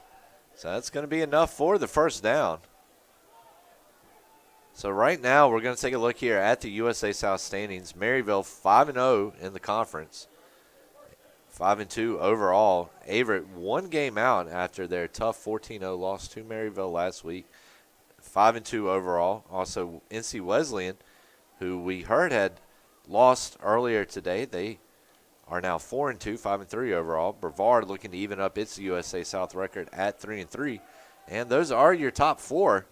I think the biggest surprise, Huntington 2-3 in the conference, 2-5 overall after winning 3 consecutive titles. And there's a big pass right there over to Craven. And there was a flag thrown, but I have absolutely no idea what this flag is. That was a very clean hit. Craven had the ball, was in play. That was a clean hit. I'm not sure. The flag came out. I'm not sure, honestly, on what this flag was. Well, as is right now, it's a 20-yard pass to Craven. And Eddie, I'm wondering are they saying maybe he was targeting on that tackle? Or? I mean, his head was way above Craven's. Honestly, it was a very clean hit. I have no idea what this flag is. And we're going to see here. And apparently the referees don't know too much about the call either, because once again, an extended conference here on the mound, or excuse me, on the field. It was those Bull Durham references I dropped at earlier. That's what did it.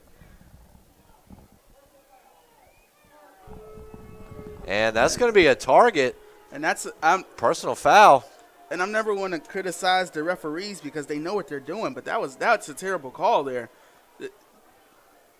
The Averett player, his head was way above Craven's, and Craven, I don't know. I'm at a loss for words, Davin. That's just not a good call there. Averett caught one there. Brevard catches a break on that one, but man, I don't know. That's a bad call. The targeting was about the only thing that I could think right there, but I'm like you, Eddie. I really did not see it, but we are a good 3 stories up here, so. There's a little forward pass out to about the 43, so about a 4-yard gain there for the Tornadoes. And we've got a pile. It looks like we might have an Averett player down here. And I wish we could pull up an instant replay just to see, but it is what it is. It happened, and we don't have challenge flags. No, we do not, do we? So a 3-yard gain there will put the Tornadoes at Averett's 36 after that targeting penalty gave the Tornadoes about a good 15 yards there. Empty set here. Cole steps back, zips one in. And I believe that was Ralph Roman III. And he's going to be down to about the 27, a gain of 9. And actually, they're going to go ahead and rule it a first down.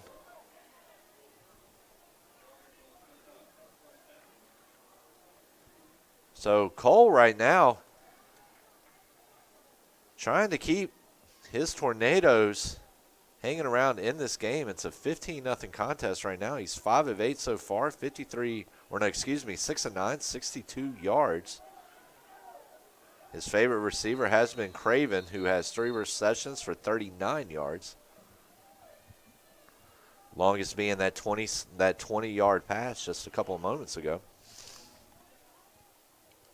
Another flag.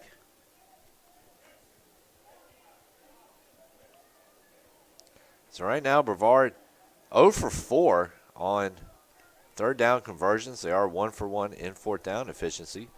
Meanwhile, Averett 2 for 5 on third down. Have not faced a fourth down conversion yet.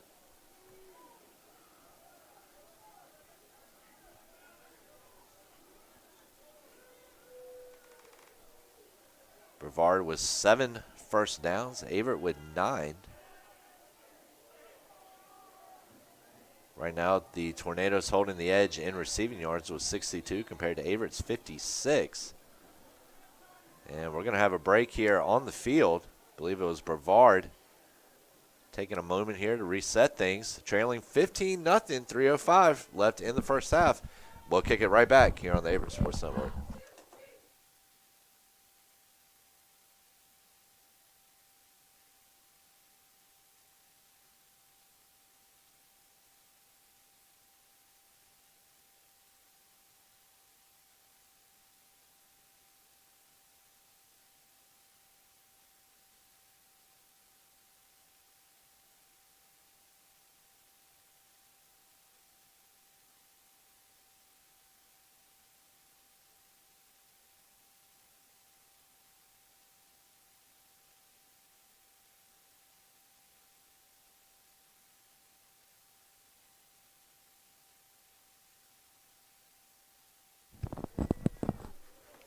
And ladies and gentlemen, welcome back here to Frank R. Campbell Stadium. 15-0 game, first and 15 for the Blue Tornadoes.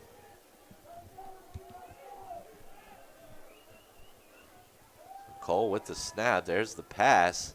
It is going to be complete, and some nice moves there from Roman, who was initially met by 2 Averett defenders, spun to his right, and squeaked out about an extra 2 yards there.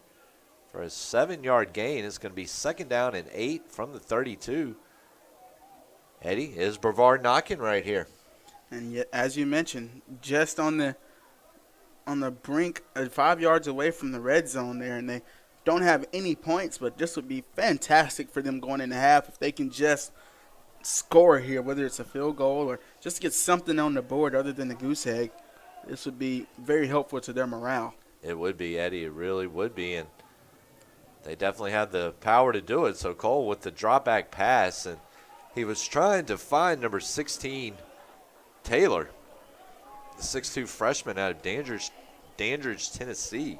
And just sails it over his head there. I call it Tebow in the ball. Tebow was just such a strong guy.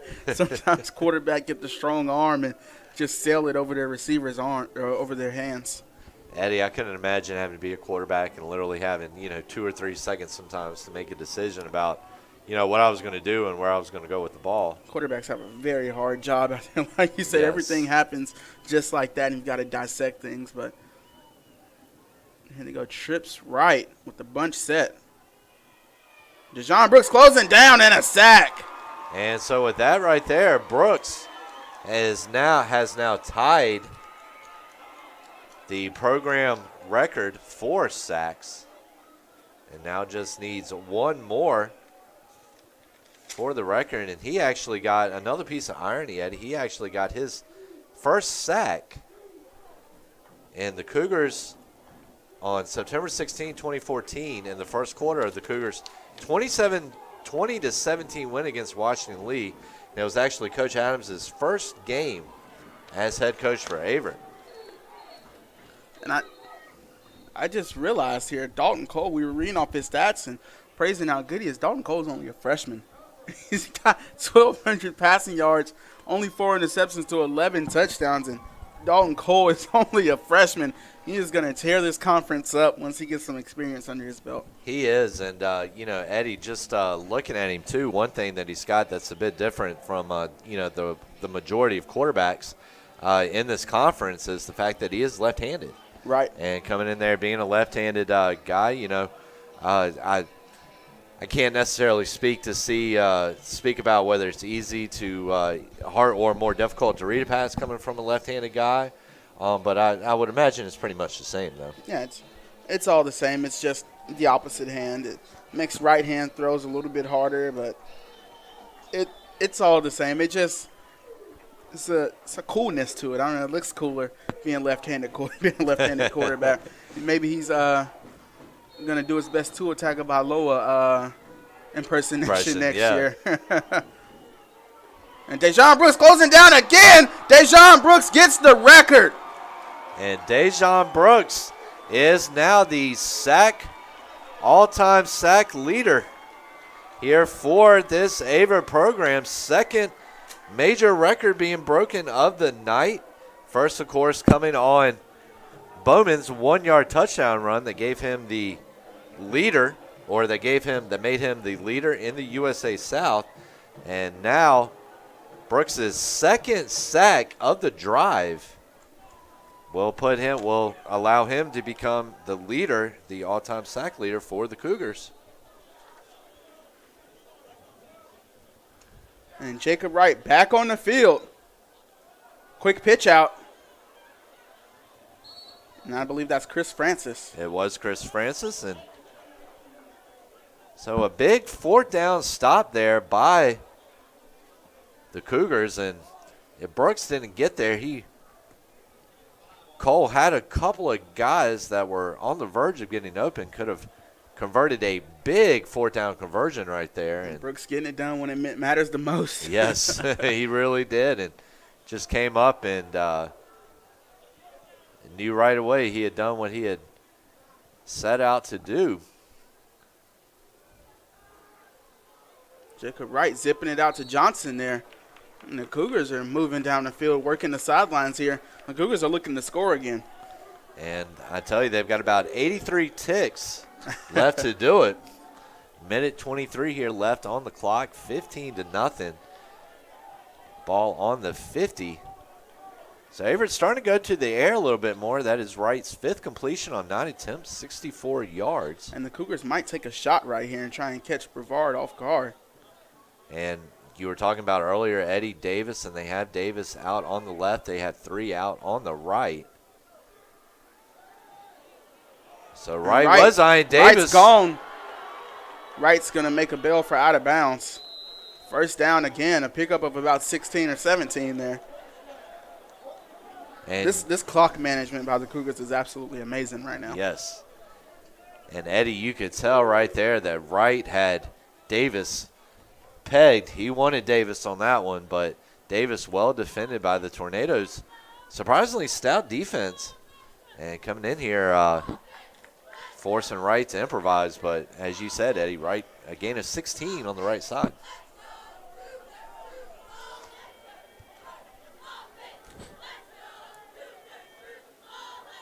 So here's Jacob Wright, design quarterback run, trying to stay behind his offensive lineman. The Cougars are going to have to take a timeout here. Or they don't have to if they can get on the ball here. Yeah, they still got a minute 3 here. Gonna go with a quick no huddle, getting the signals and the calls in now. Davis trying to get back on side. I think Jacob Wright just wants to spike this ball, and he does. The Cougars only have one timeout. They have to save that for a Westbury field goal. So on 3rd and 11, it's definitely a pass for sure. But again, and it's going to have to be a pass to the outside to try and find the sidelines. But you can attack the middle of the field because Westbury does have a leg. He does. He can hit him from way far out. So the Cougars with some options here. I don't know if they can afford to run the ball or throw anything necessarily short. And Wright finds his man across the middle. That's Kobe Campbell. And the Cougars are going to have to hurry up. Wright's going to have to spike it here. Cougars need to get on the line. So that was a 12-yard gain right there. So the first down will actually stop the clock with 45.5 seconds, of course, now back in. Wright wanted to get the kneel down. He's going to have a hard time on the snap. Honestly, I'm not they might actually rule that as a fumble and a recovery and not a spike. He did because drop the Wright ball. Fumbled the ball and recovered it with his knee on the ground, so that would keep the clock rolling and not be a spike. And let's see, the clock is stopped right now. They have not sent a signal upstairs here to the press box. But what the Cougars need to do is get a play going and get it ready and get lined up. Nevertheless, so that either way they can call their play as soon as they start the clock. Yeah, as soon as they can get something off and try to keep those precious seconds on the clock. Of course, with the 15-point lead, you don't want to get cocky, but you don't necessarily want to take a big chance and, get a turnover and give Brevard a little bit of a shot to the arm going into the half. But, you don't necessarily want to roll over at the same time either.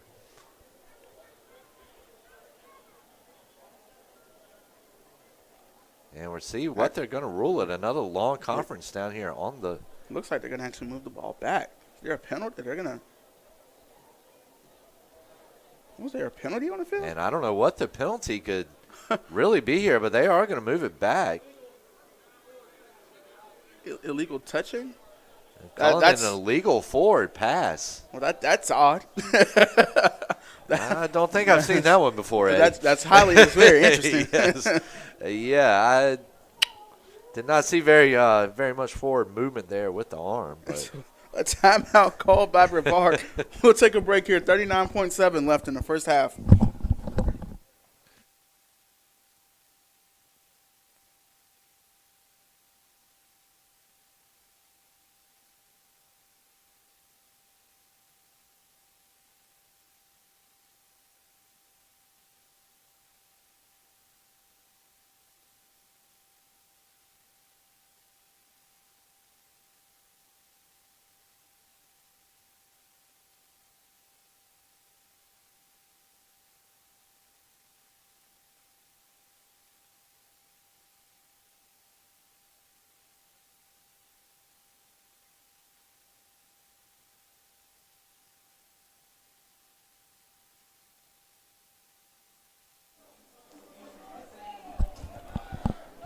Ball on the 29-yard line. It's going to be 2nd and 15 for Jacob Wright and company. As he got the illegal forward pass call. Vaughn Johnson motions over. Trips right. Right. Tries to find Francis quickly, but Francis wasn't looking.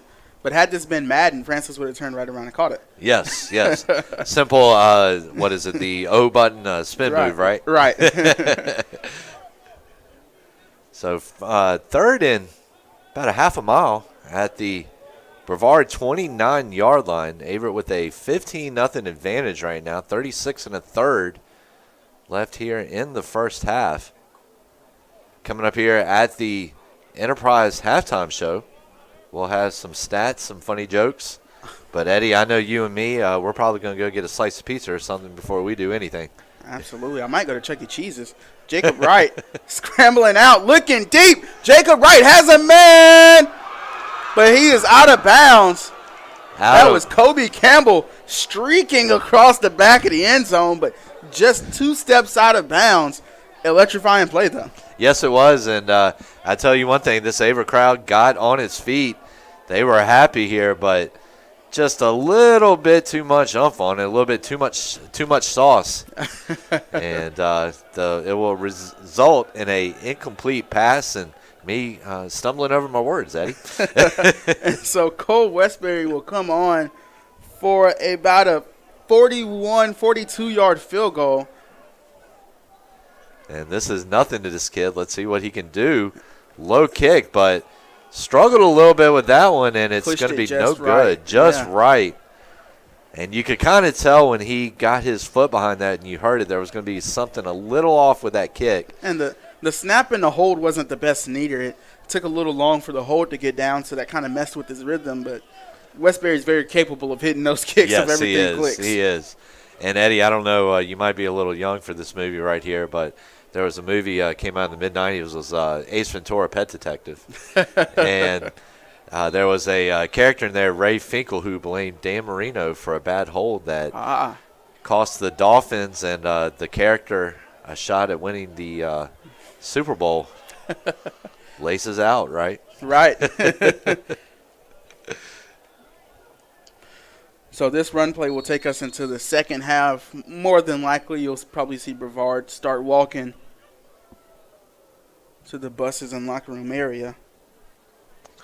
And so got about 5 seconds left, and we're going to take about a 5 or 6 minute break here. We're going to get a little food, get our blood sugar back up, and we will be right back here after that with the the Enterprise Rent a Car halftime show here on the Averett Sports Network. 15-0 after the first half.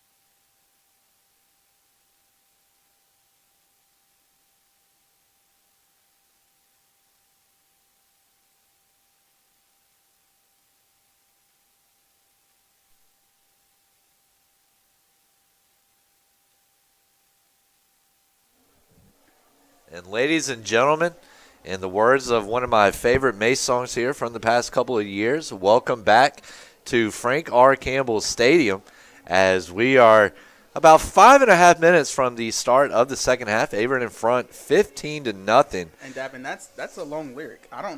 Is that the actual lyric? Yes, it was. Well, I don't know if it was the actual lyric. It was the theme song to Welcome Back, Cotter. Welcome back. And now, Eddie, you can see why I'm broadcasting, not auditioning for The Voice. Thank you for at least being able to get that reference. You made me feel a little bit younger right there. So I do appreciate that. But anyway, Eddie knows we can get to talking about music and movies and pop culture all night. But that is not why you are tuned in to the Averett Sports Network. You want to hear about some football, and that's what we're going to give you here on the Enterprise Rent-A-Car Halftime Show. Right now, Averett, 220 total offensive yards on 37 plays. Brevard, 112 on 28 plays. The big difference in this one so far has been Averett's ability to rush the football, 145 yards on 24 carries, and Brevard's 17 carries for 43 yards. And no turnovers as of right now. Had a couple of fumbles lost, but none of them actually recovered. And I guess that kind of didn't make a whole lot of sense, did it? All of them recovered, not lost. Yes, all of them recovered. And Eddie, once again, you're swooping in here to save me. So, and one of the two big moments for Averett fans and the family of Sean Bowman and Dejon Brooks, Bowman became the USA South Conference leader in rushing touchdowns with 40, while Dejon Brooks became Averett's new all-time program sack leader here midway through the second quarter. So, Eddie, I've done all the talking so far here in this halftime show. So, what are some of your thoughts? I was going to say Dejon Brooks might want to get about 3 or 4 sacks to pad that stat because Joseph Ledbetter's right behind him. And Joseph Ledbetter is absolutely wreaking havoc here in the USAC. But like you mentioned, the ability to run the ball for the Cougars has been huge in keeping this defense honest. Jacob Wright, as we mentioned, went 5 straight design quarterback runs to add to his 11 total carries on the day. 86 total yards. He only netted 84. He's got a touchdown. His longest run was for 24. Sean Bowman, 10 even carries, averaging 5.7 yards a carry with 57 yards on the day. Also able to add on a touchdown. But what we haven't seen so far is Jacob Wright trying to find Orion Davies. He tried him once, but that was it all game. And look for them to try and find that connection more and more this half.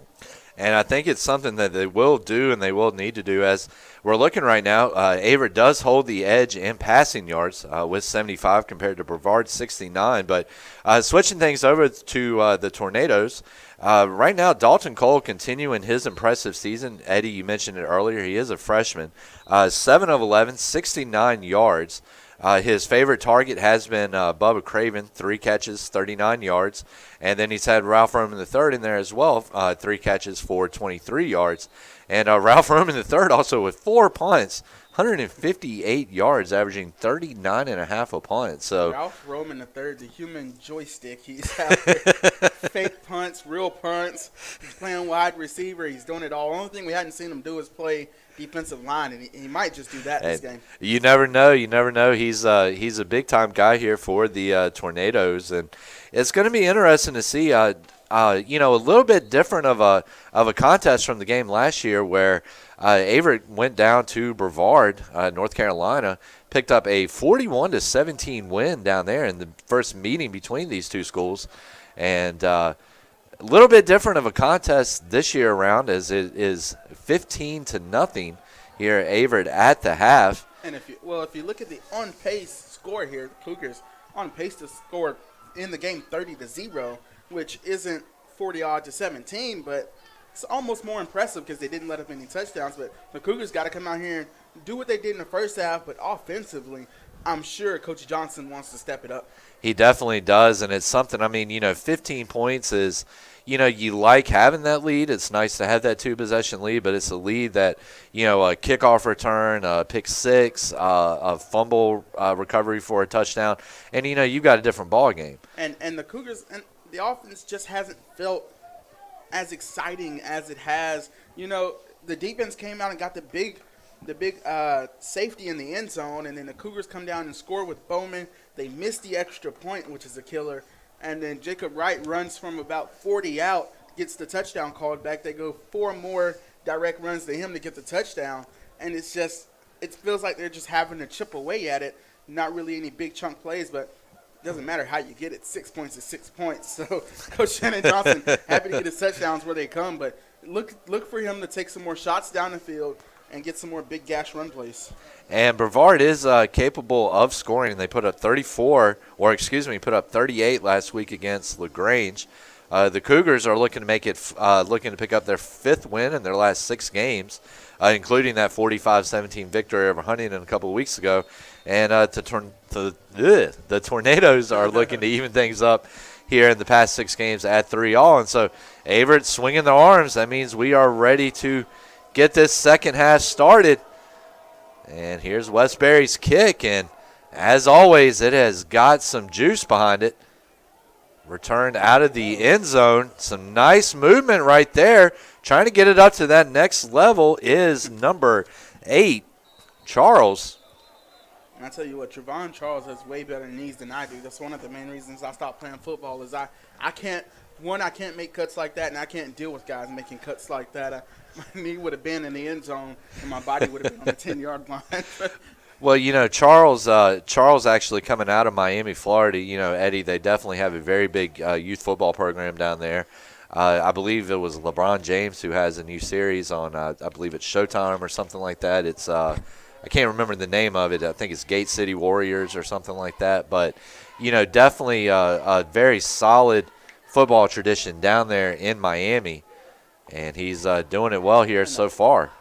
And you're absolutely right. The further south you go in America, the more and more football means all to those people. It does. Down to Florida, Georgia, Alabama, Mississippi, and Texas, those guys, I mean, it's football from when the time you wake up to the time you go to sleep. And when you sleep, you're dreaming about football. It's football 24/7 down there. And he's showing that he has the athleticism to compete. And he did. And, I mean, on that one right there, on that return, he looked like he could have possibly picked up a few more yards on it, but just a little bit. And there is a big hit that we heard up here from Ledbetter. Woo!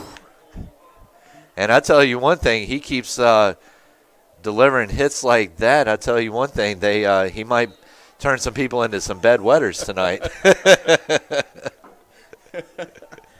Joseph Ledbetter. He's a freshman. It blows my mind how good he is as a freshman. Him and even Dalton Cole for Brevard, when you get freshmen to come on and make immediate impacts to the team, that is such a game changer as a coach because you have that for 4 years. 4 years. And with Cole, he is just developing. I mean, you know, almost 2,000 yards this year. He's on pace right now to finish with about 1,500. And we've got a flag right after the snap. Got a little jawing down there between Ledbetter and number 76, Chasen Lowry. Pembroke, North Carolina, another place not too far here from Danville. And Brevard opens the half up with 3 straight attempts on the ground. Lowry comes out in about 3rd and 6, so expect a pass here from Dalton Cole. And Eddie, I believe that's not too far where you're from. Is it Pembroke? I mean, it's got some distance on it. I've been there before. 4 receivers to the left. Cole drops back. He's got Deshaun Brooks raining down. He escapes and dirts the ball. Deshaun Brooks almost adding to his sack record already. And Eddie, we've experienced a lot of tough weather here in Danville over the past 3 or 4 weeks, and Deshaun Brooks is creating a tropical storm of his own here tonight. But Cole, at the same time, doing a great job of playing weather balloon there and getting out of the way, and making something out of nothing on that play. But it will still result in a Tornadoes punt. Fair catch called. It will not take a Brevard bounce. Averett will start on its own 46-yard line, up by 15. Cougars taking their first possession of the second half. looking to add on to things.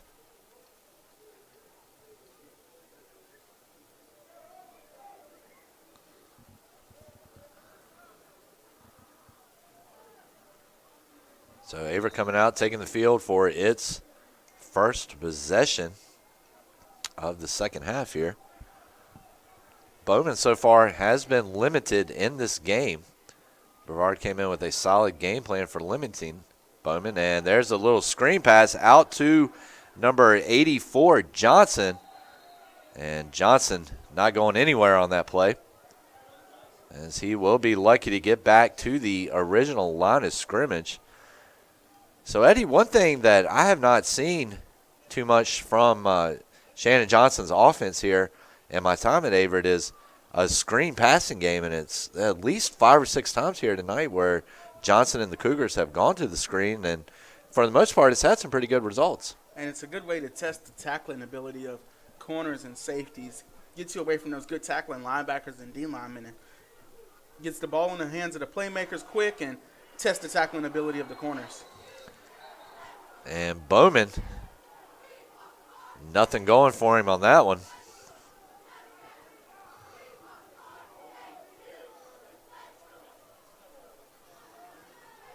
And so it's going to be about 3rd and 9. So 3rd and 9. Ball on the Averett 46, or 44, excuse me.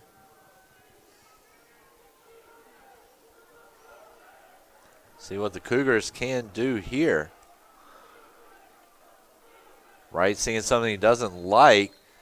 And Averett is going to have to spend a timeout to keep a delay of game penalty from happening. 15-0, 11:52 remaining.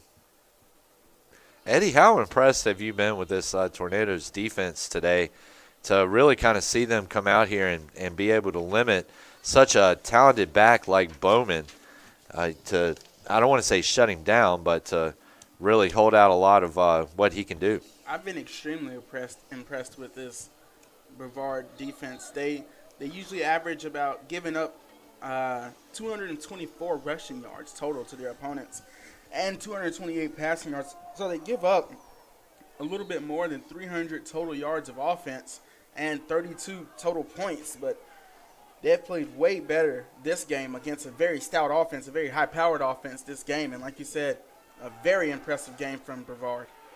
And right over to Johnson. First down, Cougars. And Johnson picking up about a good 16 yards on that play.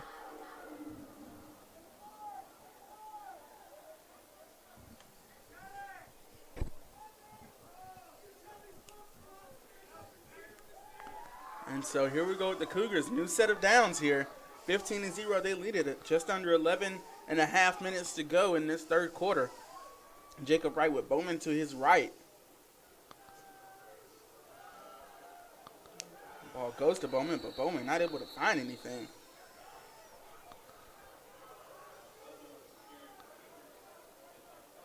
So Averett will hit the road. They'll make about the 2-hour trip down to Fayetteville next week for its USA South concluding game against Methodist. And then depending on how the conference championship playoff picture works, they will actually be back here one more time to conclude the season with the game against former USA South opponent Ferrum College, now of ODAC. Wright trying to make something happen here. He is being well pursued. He's going to throw it in a big play right there. Looked like he got the catch inbounds. It wasn't going to be enough for the first down, but they're going to rule it incomplete. But that would have chipped away about 6 yards on a 2nd and 12 situation.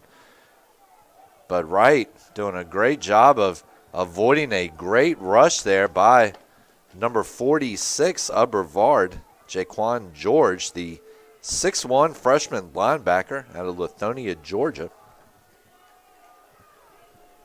3 receivers to the left for Jacob Wright. Everybody standing up for this Brevard defense. And they know what's coming. Sort of a NASCAR defense there. And here's Jacob Wright escaping out. He's going to get the first down and get out of bounds. And look at that right there. Wright pointing over to Brooks, saying, hey, go ahead and clear this guy up, clear this block for me. And Brooks does his job as he provides a big block and allows Wright to get out of bounds untouched. First down. And Dejon Brooks pumped as he comes off the field after that, as he should be. That's going to be a 1st and 10 on the 30 for the Cougars.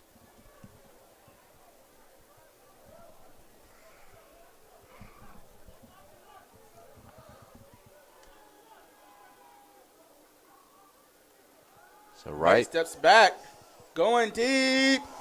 And what a catch from Vaughn Johnson. About 18 yards right there, as it's down at the 12, it looks like. And Eddie, you were talking about Johnson's impact ability, and he proves it right there as he just went up, did his best jump man impression. What a snag with the defender on his back, messing with him. He not only catches it, but is able to do a little toe drag swag and get that 1 foot in. And Vaughn Johnson with the acrobatic catch there. Eddie, I think you need to make a T-shirt, and I think you can make some money with that one. So, and so Jacob Wright again, first down. Escapes the pressure. He's still rolling. Approaches the line of scrimmage. And Oren Davis almost trying to one-up Vaughn Johnson there. One-hand snag in the back of the end zone. And he came close there, and almost on that play right there, you almost got to think, could Wright have possibly kept that one himself? I don't know if he would have gotten into the end zone or not, but he definitely would have picked up at least 6 yards. Yeah, he would have gotten halfway there. But still not a bad throw there on the run out of the pocket to Davis, and just a little too much altitude on it. Right to Bowman. Bowman shakes off a defender. Still moving forward. Bowman will pick up about 2 yards. And, Eddie, one of my favorite movie lines from Anchorman, or not Anchorman, but Talladega Nights, definitely Shake and Bake. And Sean Bowman pulling out a little shake and bake right there. And a platoon swap here for Brevard. It's almost like watching Kentucky basketball, isn't it? I think they're getting their pass defense on the field. I count 5 or 6 defensive backs on the field. Wright might have to scramble here and try and get a first down. 8 yards out. Play action. Pressure comes early. Wright still running. Wright still on his feet. Moving. And he's going to pick up about 4 or 5. And Wright, once again, he has done well in the face of pressure.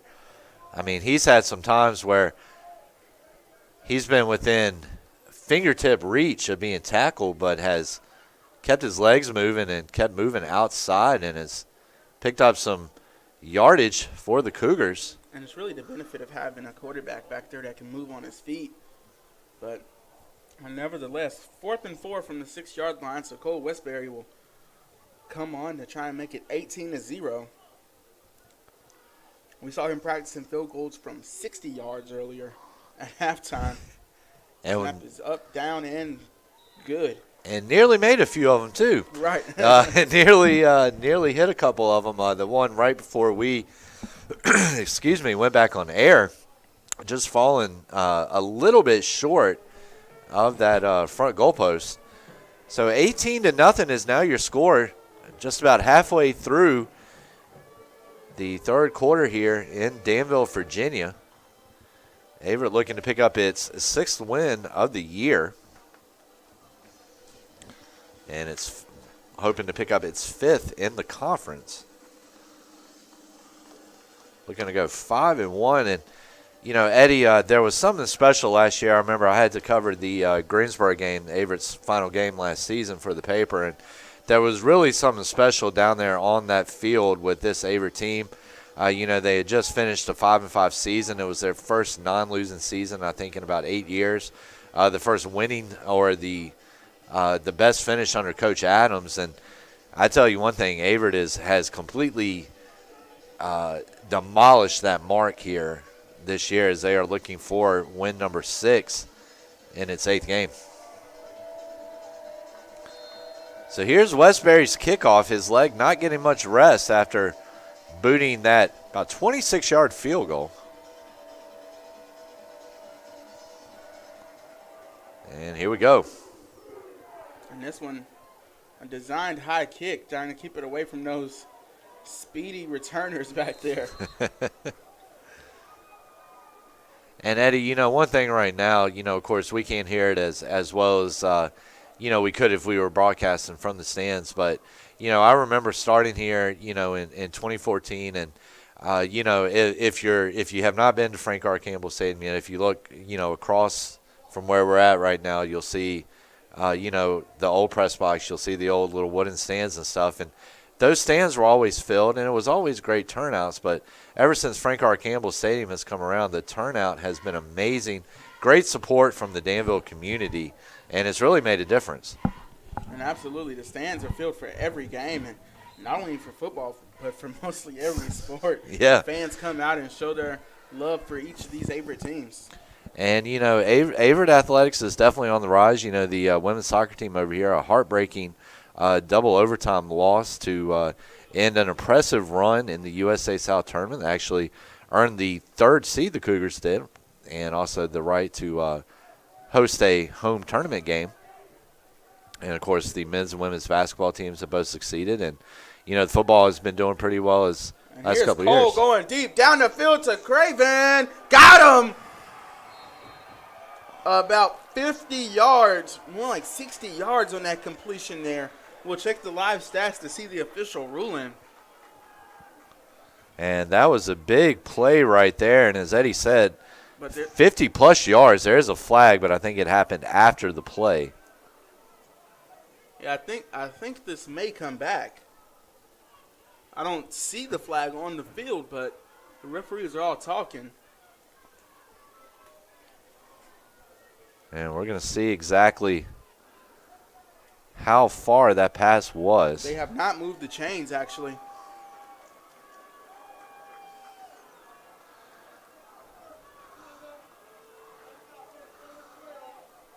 Unsportsmanlike conduct on Craven. So the first down will still count. Just will not. They will actually lose 15 yards from the spot, too. So 1st and 10, 38-yard line.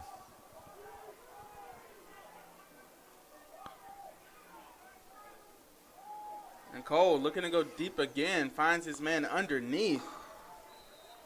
I believe that was Ralph Roman III. And Cole's pass credited to Craven for 46 yards. Took the ball down to the Averett 23, but unsportsmanlike conduct on Craven will set it back to the AU 30, but then a quick 7 yards on the last drive, or on the last play. And Cole doing a good job of having that short-term memory loss that you need as a quarterback, able to drop right back and complete another one. Right back to the run game, but nothing going. I believe that was Tyler Gregory. And about a gain of 6 there will be enough to move the chains for the Tornadoes. And Brevard, I tell you one thing, there's not a lot of quit in this team. They're going to come at you with what they've got. They're going to keep the engines running. They've come close to getting into the red zone a couple of times, unable to do so as of yet. And the Tornadoes are not out of this game. By any means. This is a 2-possession game, or really a 3-possession game, excuse me. But they are not. If they can get a touchdown here, that very, very well puts them back into this game. It does, and gives all of a sudden, the momentum starts swinging a little bit more in Brevard's favor. And so a flag from the back judge after this is getting confusing here. It is. I mean, this is about 4 or 5 times now where there's been a flag thrown on the play, and then we've had a brief discussion about things, and so we're going to see exactly.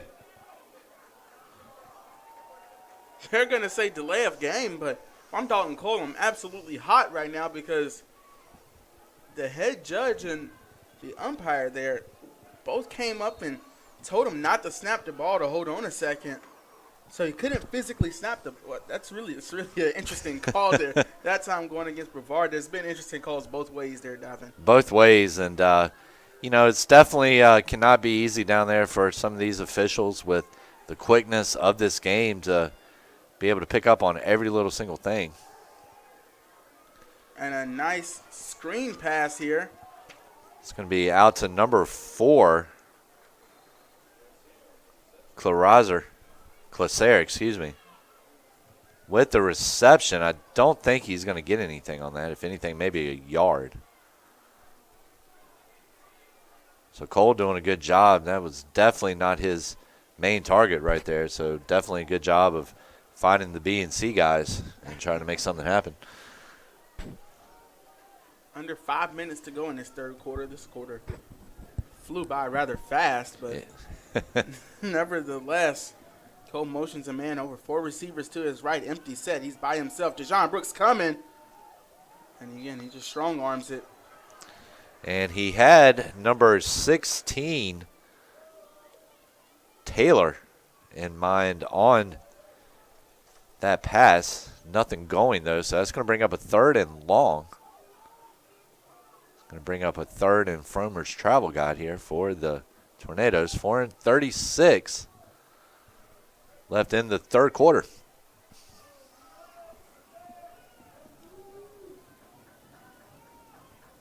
And so this will be 3rd and 10.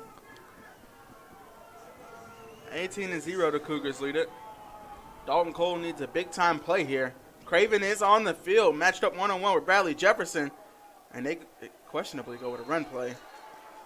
And Dalton Cole is livid.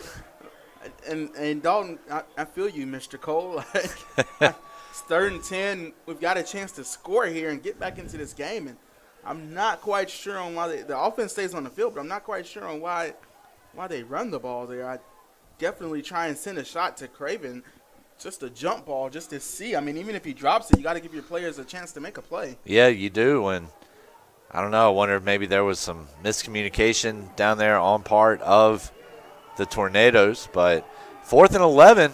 Cole back by himself. Craven is on the field. Cole looking, scrambling. Cole finds someone, but not enough for a first down. And I believe that was number 5, Roman III, on the catch. His 5th of the night. It's going to be about 3 yards short, I'd say. Yeah, I don't know if I'm the offensive coordinator for Brevard. I've definitely got to send Craven deep and just give him a shot on that 3rd and 10. I don't know, especially down 18. I've got to throw that ball up to Craven. Well, you do, or maybe take advantage of the fact that Averett is bringing the rush and maybe try to run a post route or something like that, or like you said, throw the 50-50 ball. Craven has shown absolutely zero reasons to not throw the ball to him this game. Well, then you've got Roman III out there as well, who's been big for the Tornadoes today. But Brevard decided to go with the run game on the 3rd and long, and so will Averett right there, and that's going to result in about a 1-yard gain. No, actually mark it at about 5 yards. 5 yards. You got a little bit more space there. I know it's it'd be hard to match up with yeah. the side and the side. Yeah, trying to keep up, and that was Mateen on the reception there. So 2nd and 5. Averett on his own 24-yard line. 3:21 left in the third.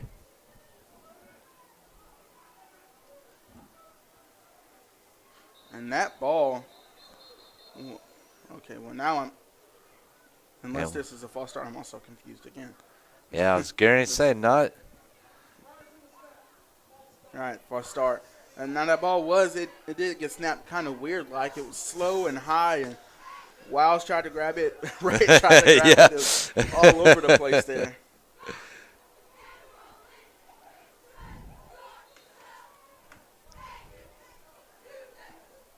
So Averett, they were able to pitch the shutout against Greensboro earlier this year on the 23rd, a 54-0 victory. 2 weeks after coming off a tough loss against ODAC perennial powerhouse Randolph-Macon that saw the Cougars stage a fourth quarter comeback, but just couldn't keep it up in the end. 24-14 loss. Right back to pass. He has got some halitosis in his face. There's the pass over to number 80, Mateen. And Mateen is going to be down at about the 40, a 21-yard gain there.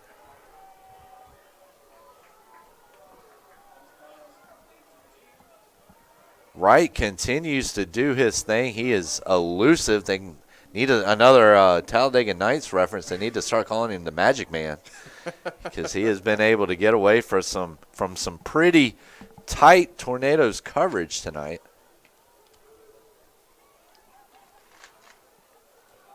Ball to Paul Wiles, and Wiles was shimmying his way forward for about 4 or 5. And Averett benefits so much from having such a deep running core. You know, I remember Delquan Bigelow. You know, he's had some big games here in his time at Averett. Wiles has had some moments here at Averett. And there's a lot. We've got another Brevard player down on the field. Now, Eddie, I think you and I both can attest to how sticky and humid and everything that field can get down there. And, you know, you were talking about earlier some cramps and some problems like that. And it looks like that's what we've got going on down here. And also, you know, you look at both of these teams right now, of course, Brevard focusing a little less on the running game than what Averett is. But both of these teams right now, these offenses running a lot of plays on their drives. And, you know, drives getting up into 10, 15, 20 plays. And, you know, that can I can imagine that can get more than its fair share of rough out there. And, yeah, with those pass plays, as a defense, you get winded. Like you said, 10, 20 plays. You get winded. Things start happening. You don't get in the spot you're supposed to be in. You're running all over the place. Mine's going 100 miles an hour. And not to mention, you've got guys out there at 6'4", 300 pounds that's trying to stop you from getting to their quarterback. So it's a lot that can happen. It is. And the Cougars will have a second and medium at the Averett at its own 39-yard line. Ahead 18-0 with just under 2 remaining in the third quarter. And Bowman turns around. Bowman still on his feet. Bowman able to scamper for about 20 there. About 22 yards down 39. And, Eddie, I've heard you make the reference a couple of times today, a joystick type of player. And that's the way Bowman was right there, as he met the initial wall and then just cut out to that right side, found a gap, and stretched it for 22 yards and an Averett first down. And that's just some of that BC vision, the ball carrier vision, to know that, okay, well, this isn't working, but I think I saw a peep of a hole over here, and he turns around and, like you said, cut back, and kind of Barry Sanders-esque. Barry Sanders did it a lot with his not having much of an O-line in Detroit. He had to bounce the ball a lot. But here's Jacob right now bouncing it outside, putting some moves on the cornerback out there and getting out of bounds. Let's see if they call it a first down. You know, Eddie, with Jacob Wright's footwork, you know, you almost have to wonder, did he take cotillion or something like that growing up? Did he take some kind of class where maybe he learned how to do some ballroom dancing or something like that? Because he has exceptional footwork. He really does. Just over 40 seconds left in this quarter. I think the Cougars might run one more run play, get the first down, and then get out to the fourth quarter. You definitely don't want to start the quarter on the third down or fourth down if you can help it. The Cougars might hurry back to the line and run into the play here. And very close to that first down, about a yard out. And it looks like Coach Adams does not want to – I don't know. I think they're just going to let the clock run down here on the third quarter. It was actually a loss of 1 on the Bowman run. So 3rd and 2 is where we will pick up at the start of the fourth quarter. We're going to take a microsecond of a break here, and we'll be right back. Through 3, Averett 18, Brevard nothing.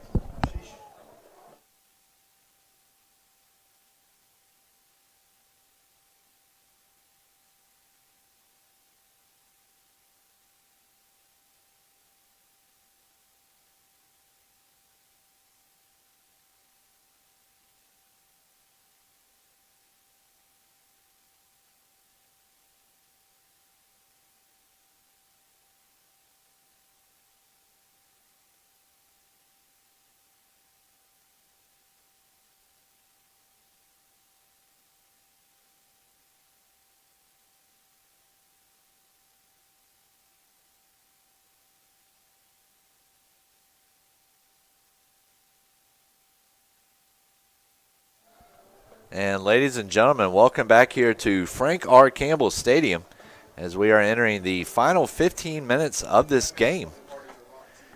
Averett out in front, 18-0 right now. Entering the final 15. Averett lucky enough to have the Harlem Globetrotters here last night at the Grant Center. I believe the third time in the last 5 years, I think, that they've been here. So Averett coming out in a bunch set. Right with the pass. Looked like he was trying to get number 85, Parker, the 6-foot tight end. And that comes with time and experience, Davin. A freshman tight end trying to run before he catches it. You got to look the ball in, tuck the ball in, and then go. That comes with time and experience. It does, and he'll definitely get there. He's had a couple of times tonight where he's really had, he's had his hands on the ball, has been able to really create some space for himself, and just unable to haul one in yet. But 4th and 2, Averett going for it. Why not with an 18-point lead? Trying to go ahead and ice this one away. Wright's going to keep it, and he gets a little fancy with the footwork. And the Cougars do pick up the first down. That was a 4th down attempt there. The Cougars going with the design quarterback run on 4th down. And so that's going to be 1st and 10 from the the 27. About a 5-yard run there for Wright. First down and +4.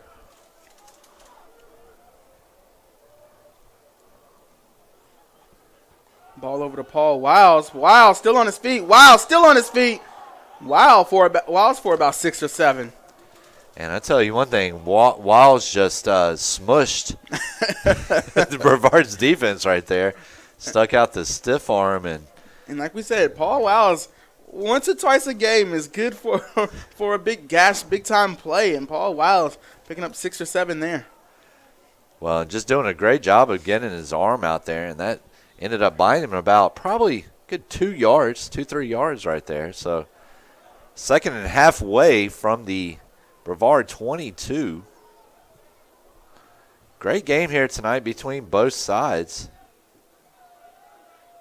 Paul Wiles again. Oh, well, it's Jacob Wright, actually. They got me on the fake. Ball's on the ground. Brevard has it, and they're returning. Brevard still on the move. And finally down, Jacob Wright. I think he was trying to stretch that ball out to get a couple extra yards, and it ended up on the turf. So Brevard, 13-28 to work with, down 18. They get a big-time turnover. And, Eddie, you talking about clutch plays. That was number 42, Caleb Woods, it looked like, the 6'3 defensive end freshman out of Black Mountain, North Carolina, with that recovery. And I'm going to guess he probably took that about 17 yards back after picking it up. Absolutely. And there's a lot going on over there on those Brevard players, but I'm not sure what exactly is going on. I think that's the whole offense. Well, let's see. Conference call right there. So right now, Eddie, we're looking at about a 2-hour and 15-minute game. We started around 5 o'clock. We're pushing 7:15 now. Well, that first half took up a lot of it. It was a very long first half. The third quarter flew by, but Brevard hoping the fourth quarter lasts another 2 hours so they can come back. Of course, we as announcers are not hoping for another 2 hours. But, Eddie, it definitely does feel a little weird to be so close to the end of the game and be as early as it is, as we normally are used to really just getting started at this time. Dalton Cole deep down the field. He's going to find Bradley Jefferson, and he does. Dalton Cole, but actually Bradley Jefferson will drop the ball. And Jefferson, though, you got to give the kid credit. I mean, head over his shoulders on the run, on the fly, looks it in, pulls it down, and just cannot bring it into his chest. But I tell you one thing, Eddie, that is going to make Cole think twice now about dropping back on that side. And we'll see how Brevard adjusts from here. So 1st and 10 at the 25, or 2nd and 10, actually. and wrapped up in the backfield by a pack of Cougars. And I believe that was Ledbetter. Yes, it was getting in there for the main tackle, and that was a loss of 3. So entered 9.5 tackles for a loss this year. And I believe on top of that, he came into this game with almost 40 tackles altogether, period. So he came in with 38 altogether. Actually 4th on the team behind Brooks, Seth Brindle, and Ethan Williams. Play action pass. Cole going down the field once again. Intercepted Octavius Ross. And he will not drop the ball. Possession back to the Cougars. And I tell you one thing, you talking about pinpointing the ball, Eddie, that is what Ross did right there as he got up, stayed with that sucker like it was a matter of life and death. And Davin, we talked about this earlier. This secondary is ball hawking. Octavius Ross earlier almost had an interception that he dropped. It was just short. And we talked about you can't give them those chances. He dropped one. Jefferson dropped one, but the third time's a charm. He takes that one in and brings it home for the Cougars. And, with a pass like that, that was one of the very few mistakes that we've actually seen Cole make tonight. I mean, he threw that one up about 2 miles in the air. And, Eddie, I think, I think that definitely makes it a little bit easier to come down with that ball. And you can't all the way blame Cole. He has to take those shots down to 18. He has to go down the field. Can't lollipop it anywhere. Can't nickel and dime. He's got to go down the field. But the Cougars defense, 14th interception of the year. And that is something impressive. I forget what their final total was last year, but I know Averett finished in the top in turnover ratio, which actually their turnover ratio is now plus 10. And, it's just it's a great mark for this Averett defense. And so Jacob Wright back on the field. 2nd down and 5. Wasn't a design quarterback run, but Wright had the space, but whew. And I tell you one thing, we got a Brevard player down on the field, the guy that made the tackle that actually just about sent Wright head over heels into the Brevard sideline. So, Davin, we'll take another break. Jacob Wright down there checking on him as well. Good sportsmanship by him. We'll take a break as he's attended to.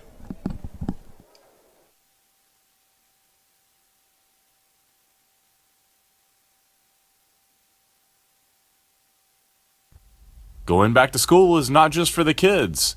Averett University has degree programs for working adults who want to pursue their bachelor's or master's online or on campus. Visit gps.averett.edu for more information.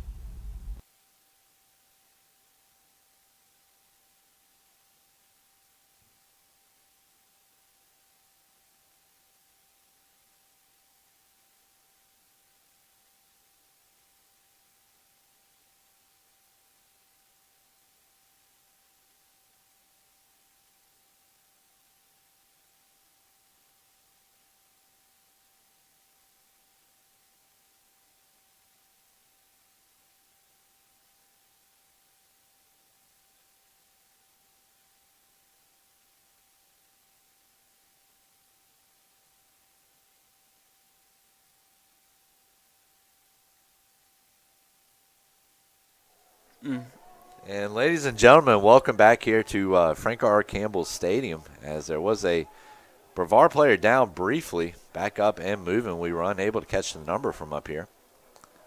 So Wright with a pass. And that's going to be completed to Oren Davis. And Davis down to about the 14, a 28-yard pass right there. And Davis paying his respects to the football right there. It looked like as he kind of came over and did a little bow. Saying thank you for staying in my hands on that one. So, Eddie, the team is looking to strike again, looking for another 6 points. And, Eddie, you got to think at this point, too, if Averett gets into the end zone at this point, this ball game is all but said and done at, a 24, 25-point difference. Depending if Averett decides to go for the extra point or go for the 2-point conversion. But Brevard has done a really nice job here today. I mean, you look, they gave up 41 points to the Cougars last season. that average down 23 as of right now. But it appears, unless some drastic measures happen, it appears that Averett will go to 2-0 in the series against the Tornadoes. Right, play action going to Oren Davis. Touchdown, Oren Davis. Davis with a guy in his face. Oren Davis with the makes big a boy heck touchdown. of a play. Yes. That is a grown man touchdown. Yes, it by is. Oren Davis. Good God Almighty. Oren Davis absolutely fights over the defender, and he's back on the bench to chill out and relax. He's on vacation right now to get those 6 points. Yes, and I tell you one thing, that's amazing to see that kid do that after such a big catch like that.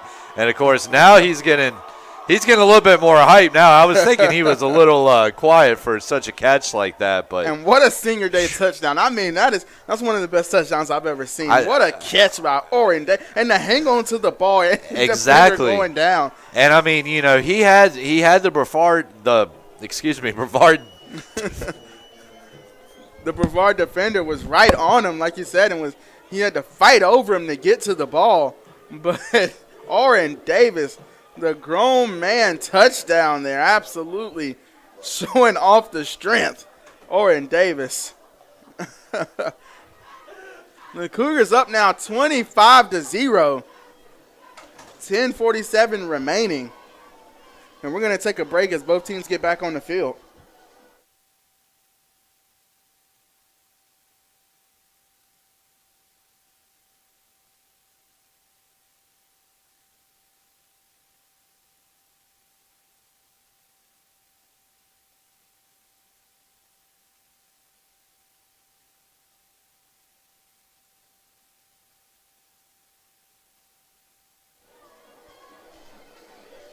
And we're back on the board. 25-0. The Cougars lead it here. 10:47 left in this game after the big-time interception from Octavius Ross and the grown man touchdown from Oren Davis.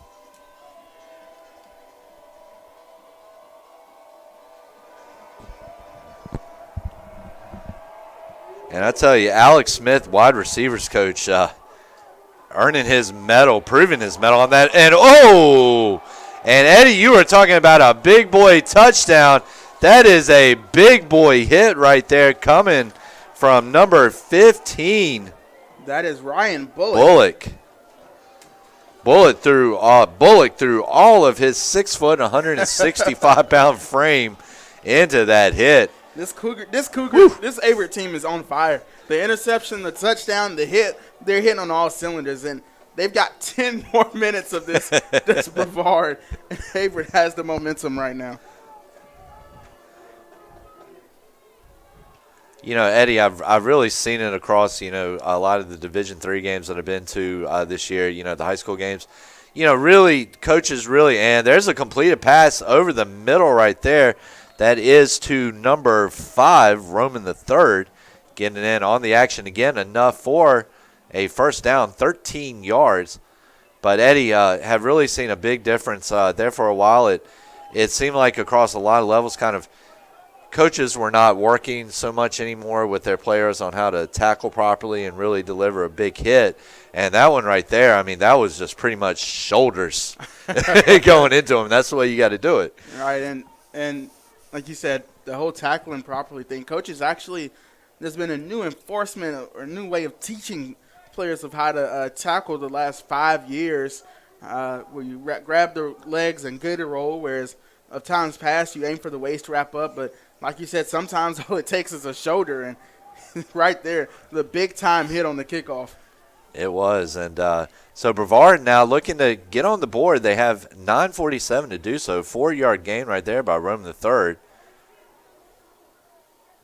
And there's a pass over to, I believe it was number 16, Blake Taylor, 6'2", 220 pounds.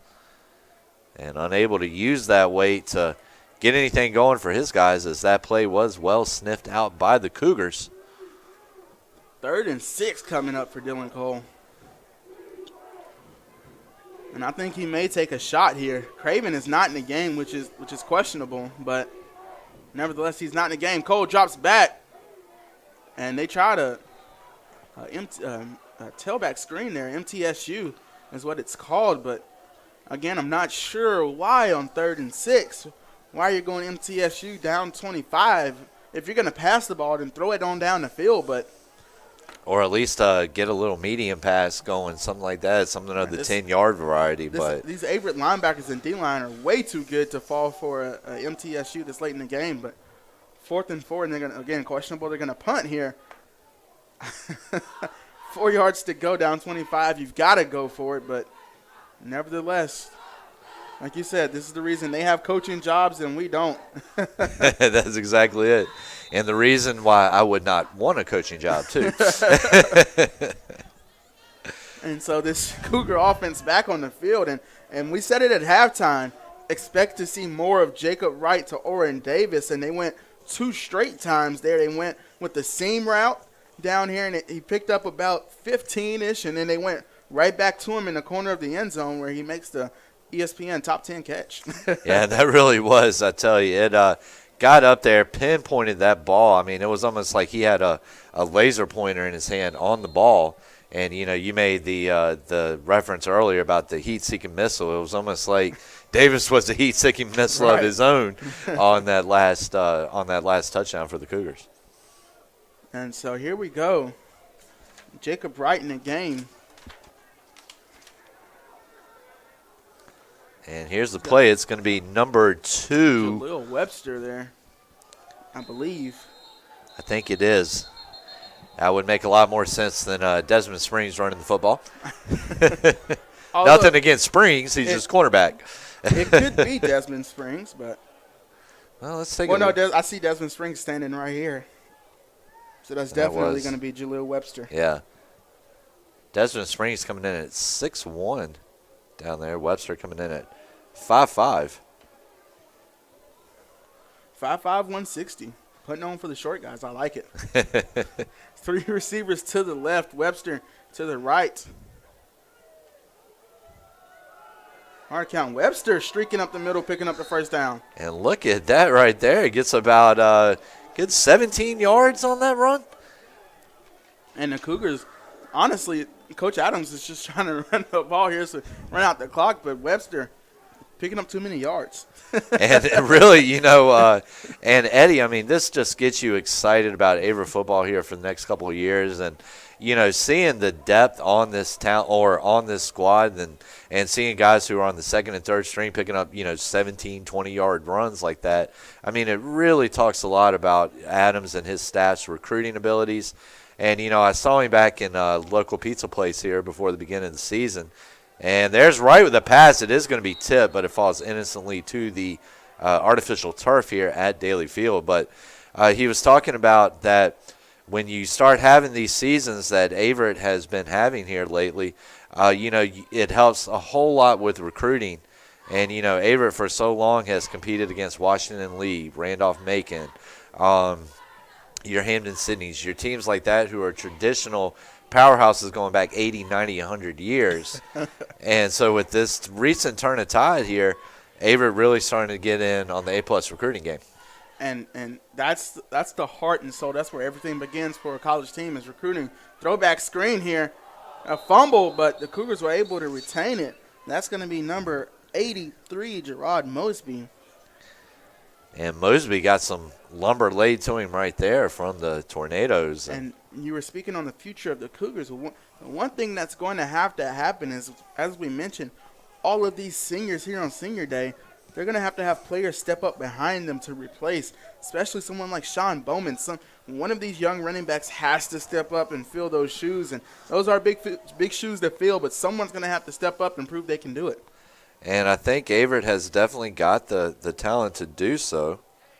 And we'll just see. We'll see what happens. On the play, free play. Wright can go as deep down the field as he wants, but I don't think he knew the flag was thrown. Pass intended for Raven Johnson.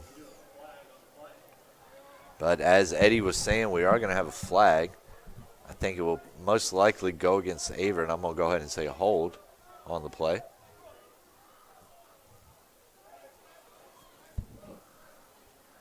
So we're going to see what it is called, if they call anything.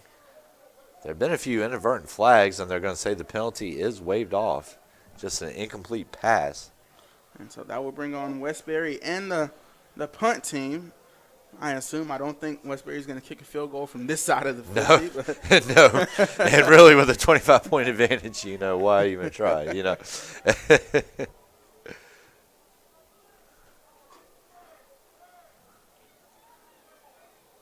And, really we've got a couple of we were talking earlier about Frank R. Campbell Stadium. And so Westbury took a hit there. I don't think we're going to see a flag. I think they're going to say it was incidental. Again, highly questionable. Because incidental or not, you cannot run into the punter because of the danger in it, him coming down on that leg. It's always a penalty, but hey, the referees were down here and they had a better angle than we did, I guess. Well, and I think a lot of it too, unfortunately, probably in that situation, it is a 25-point game, but you still have to keep calling the game and keep it safe for the players involved, because sometimes when things get like they are right now, that's when emotions get a lot more heated than when it's 14-13.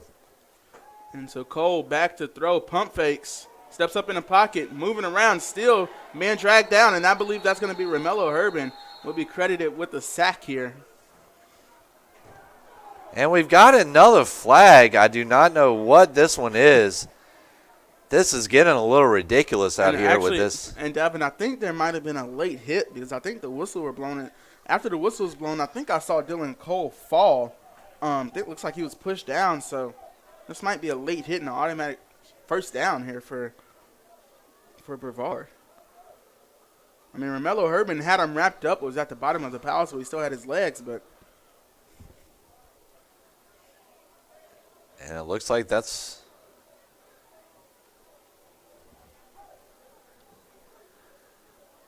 And yet another flag thrown, but it doesn't look like anything is going to be marked off. And now they are starting to mark it off.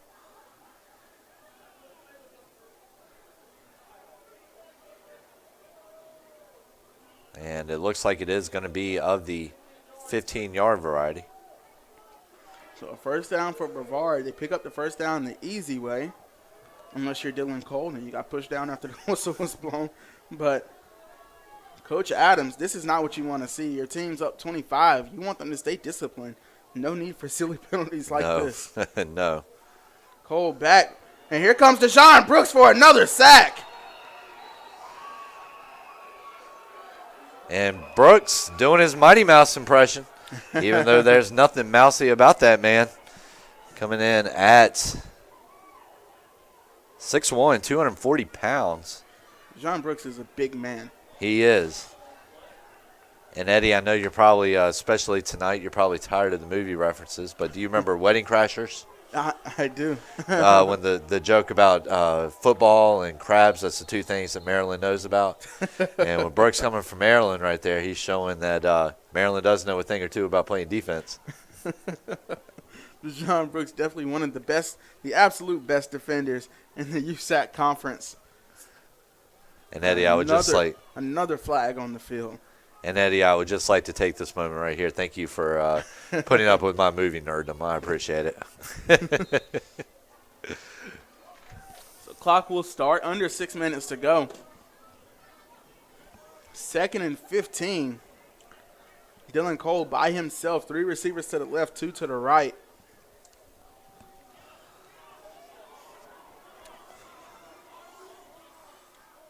And I believe it's going to be out of bounds. No. Oh, actually, they did rule it complete. It looked like it was out of bounds from up here. I believe that's Roman the third. Roman the third, and I don't really know about that one, Mr. Glenn Jr. And it was a hard angle to see from here, but I think he might have got his toes just inside that line. A great catch from him, and I think there was a botched coverage by Averett. They were trying to roll around in their secondary, but miscommunication, so. And what did you call it just a second ago? The toe line stretch? The toe drag swag. Toe drag swag. I like that. So that one's going against Brevard. A little bit of Tammy toe tap out there. Pulling some Fred Astaire moves, huh?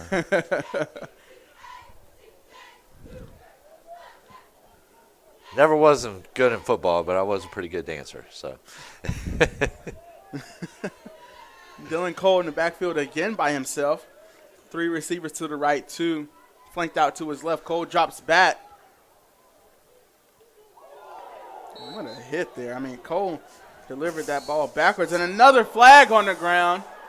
And what is this one for? It was a clean hit by Showalter. Well, I think one of these D linemen pushed over an O lineman after the ball was gone. Joseph Ledbetter with the foul.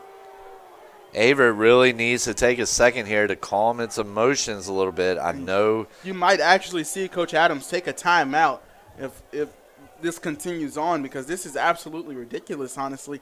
Up 25, and Brevard is driven down the field. With the exception of that one catch, Brevard is driven down the field on flags alone. On flags. I mean, three of the 15-yard variety. And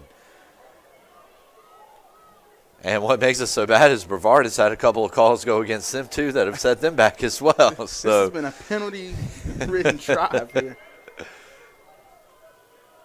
Here's Cole. And I believe that's Craven. He's still in bounds inside the 5. So that was Craven. 17-yard pass. And Craven doing a good job holding on to that ball after taking a rather big lick right there. So the Cougars shutout could be in jeopardy right here. 1st and goal on the 4:32 left in this contest.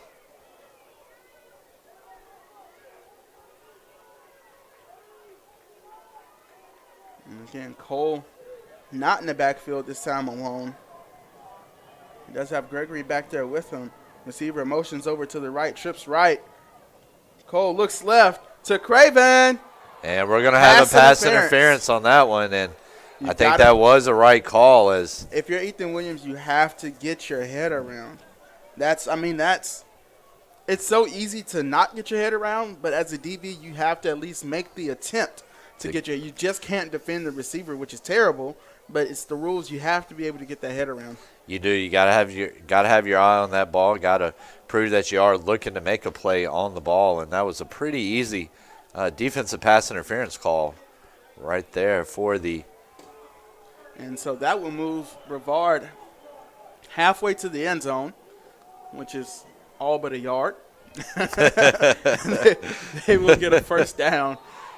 So, and I know this is at least 50 yards of penalties on this drive for the Cougars.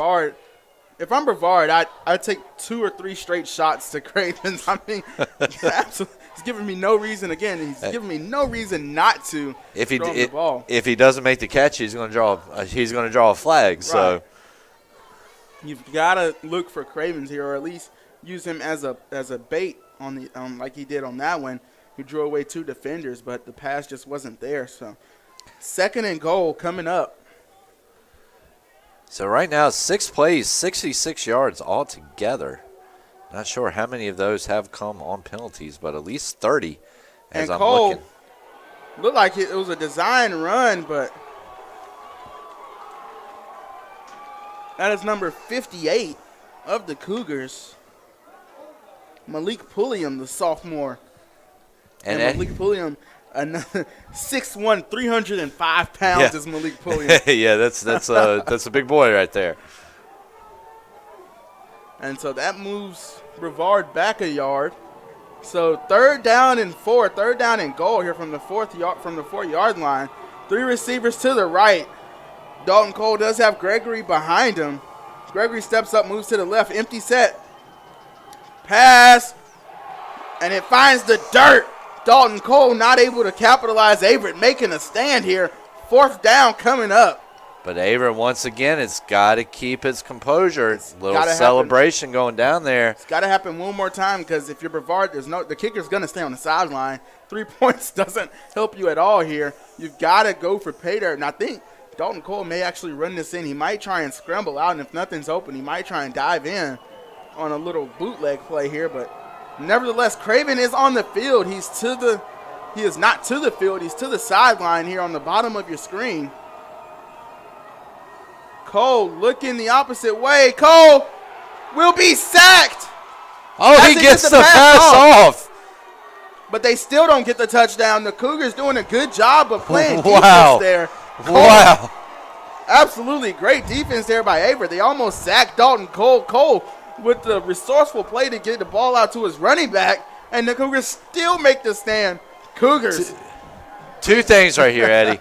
One, you almost give away the shutout on penalties. Then you get down there and you keep your mind focused enough to make that goal line stop down there on 4 downs in 4-down territory. But, of course, at the same time, too, we cannot take away from the effort by Dalton Cole right there. I mean, Dalton Cole staying in it. Wow. Dalton Cole has had a game today. He has. He's a baller, and I tell you one thing, it's a name that that Coach Adams and his coaching staff are going to know for the next 3 years. Dalton Cole has nothing to hang his head about this game. This has been a fantastic game from a freshman quarterback going up against possibly the best defense in the USAC. Well, and plus, too, Brevard coming down from, D2 like they did, they had to give up some of their scholarship players. So, you kind of start all over again in a way. You kind of start from scratch. And so Brevard has this game has not been what the scoreline suggests. It has not been a total blowout. It's just Brevard has played well, and they put themselves in positions to do big things, just haven't been able to finish. Right, absolutely. And the Cougars now with bad field position, they're on the 1-yard line. It's second down. Jacob Wright has to get out the end zone. And they do it there off the quick screen pass, or the quick slant, excuse me. Finding big number 88. That was Chase Nixon, the 6'1", 186-pound freshman.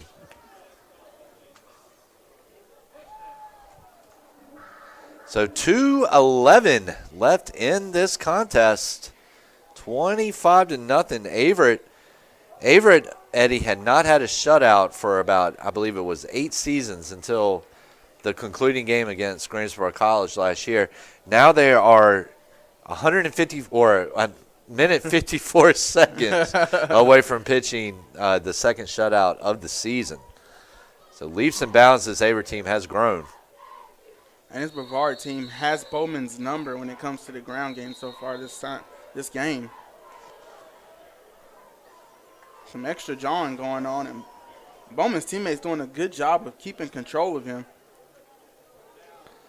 So right now we're looking here. Cole, 17-28, 1 interception, 200 yards. Craven, 5 receptions, 103 yards. Roman, the third, 7 receptions, 81 yards.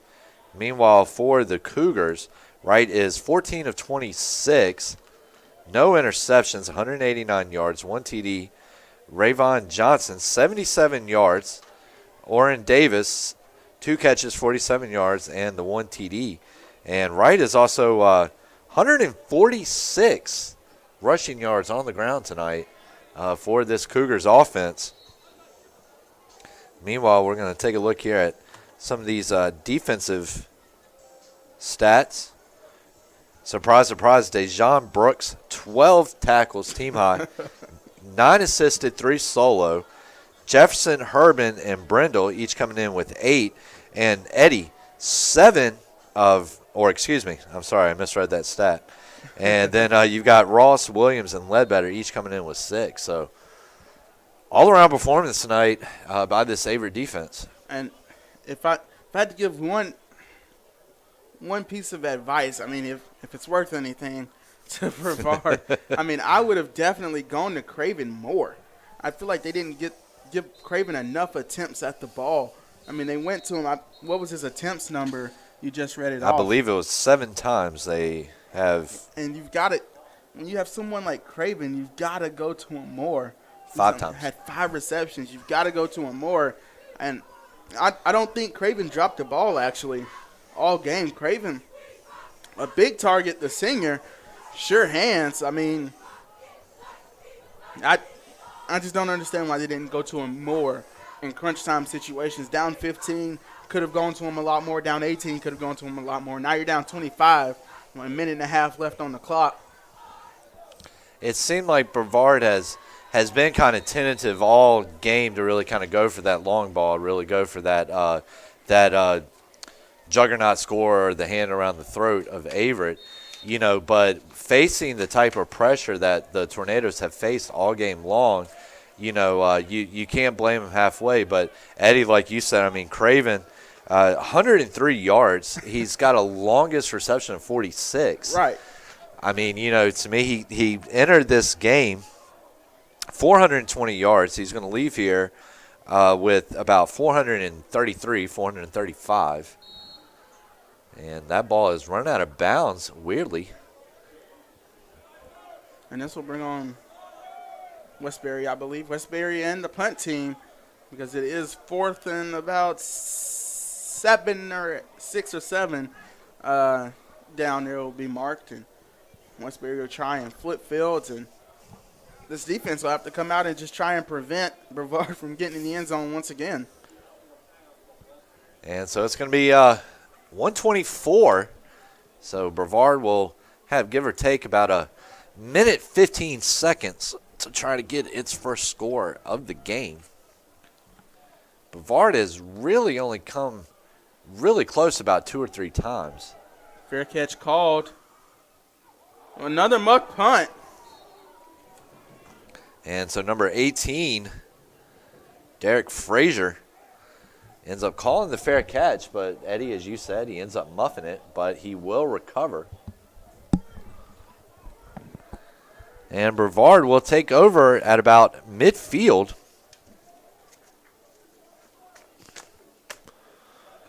Brevard does have the 1 timeout left. Just in case Brevard would like to try to at least tack on a score here before it's all said and done. An absolutely great senior day by this Averett football team. Great senior day to cap off a very unique, special season here for the Cougars, and that was number 12, Craven, once again. And I think and Eddie, I just noticed something. Brevard actually with the names on the back of their jerseys. I wish I would have noticed that a little bit earlier. Might have made it a little bit easier on us.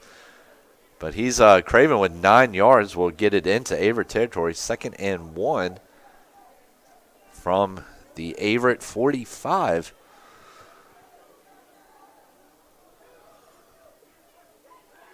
So there's the pass over the middle. And that's going to be Craven's first drop of the game. It'll go down as a drop, but really not the best of throw from Cole there.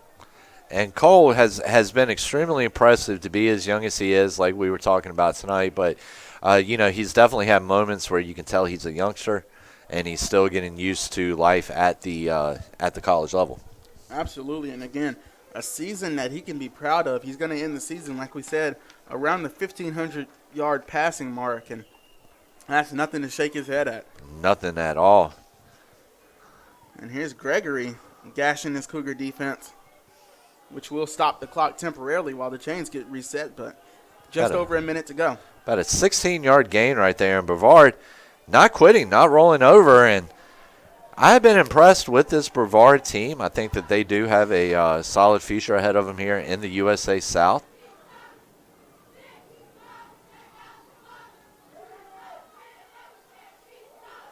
Good throw and catch there. I believe that was Charles on that catch, if I'm not mistaken. No, excuse me. Actually, I was mistaken. It was Roman the third. We're going to move under 30 seconds to go here in the game. And make sure to keep it locked here for the URW postgame show. We'll have a couple of minutes following the conclusion of this broadcast. Pass completed over to Scales Jr., Cortez Scales Jr. And they're going to say he was down on the 1. Brevard's just looking to get 6 points here. That's all they want to do there. Brevard just playing for pride right now. They do have the 1 timeout to spare. And they do take it right here. And I was going to say, Eddie, they don't take this timeout right here. I don't understand the reason behind that. But. And so the Cougars. This Cougar defense is like, hey, what's going on here, guys? Yes, we're getting ready to lose the shutout. We want this. We've got but 14 seconds left. Eddie, 5 plays, 53 yards so far for this Brevard offense, so over 10 yards. And expect Brevard to – what they're drawing up right now is a 4-play script. They're going to – their first 2 plays is what they think they're guaranteed to get in, and their last 2 plays are some safety nets. They're going to try and run one play, hurry up, get on the ball, run one play, hurry up. It's going to be quick here if they don't score on this first play. It's going to be quick offenses. If Craven is on the field, I wouldn't imagine – why not throwing a fade route to him? Because if it's incomplete, the clock stops. Stops, that's it. Yeah. Look for Craven to run an out route here. He's lined up on the inside of this trips formation. Craven might run an out. He actually goes inside. Touchdown, Brevard. And we're going to see who it was on the catch. Trying to wait for the player to turn around so we can get a good look at the number. It looks like number 1, Tyler Gregory. And so the Cougars do not pitch a shutout. So this game will end, pending the extra point, this game will end either 25-6 or 25-7.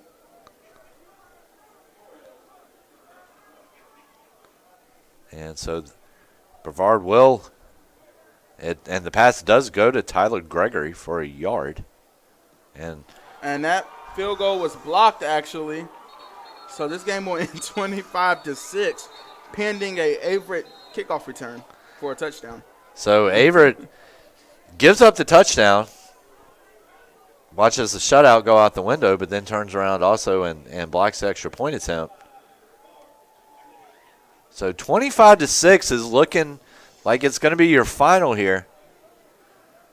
As Averett's 6-2, they will go on the year, or it will go on the year. Brevard will drop to 2-6. In its second year in Division III and in USA South Conference play. And, Eddie, you almost have to wonder, with Brevard coming down and having to give up those scholarship players, I mean, what does that do to the psyche of a team after you break them up like that? Well, I mean, it completely destroys the chemistry. I mean, you're almost starting all the way over, and I've never made that transition, so I can't speak from experience, but I mean, I could only imagine the chemistry is just shot right after that, I could definitely relate to you on that one right there.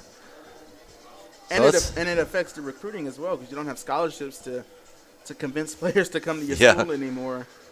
And I think that's the age-old argument about Division III football, because you want to be able to help out the players so you can get recruiting and also help them achieve school, and get into college and try to continue their athletic careers, but more importantly, continue their academic careers. But, in a state like Virginia, or really in a state like North Carolina, where you've got so much competition and you've got so much D1 competition too, not having those scholarships to offer definitely will limit, like you said, as far as you can go on recruiting. So.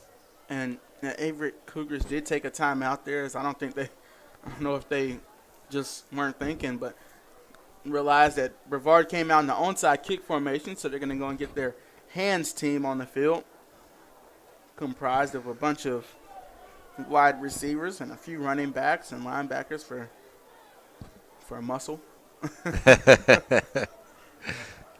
This whole kickoff return team here is wide receivers and running backs. One tight end. All skilled guys right here.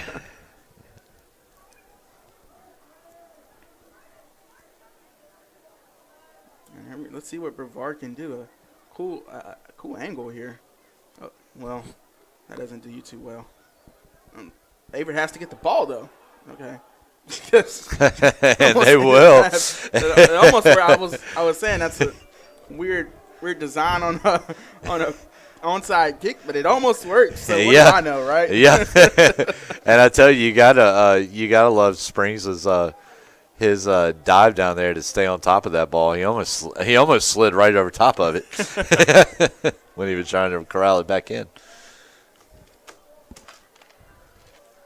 So you see the celebrations start to begin down here at Frank R. Campbell Stadium. Barring a Maryville College loss, a pair of Maryville College losses, Averett will play a game, will conclude its home season against Ferrum College here next week.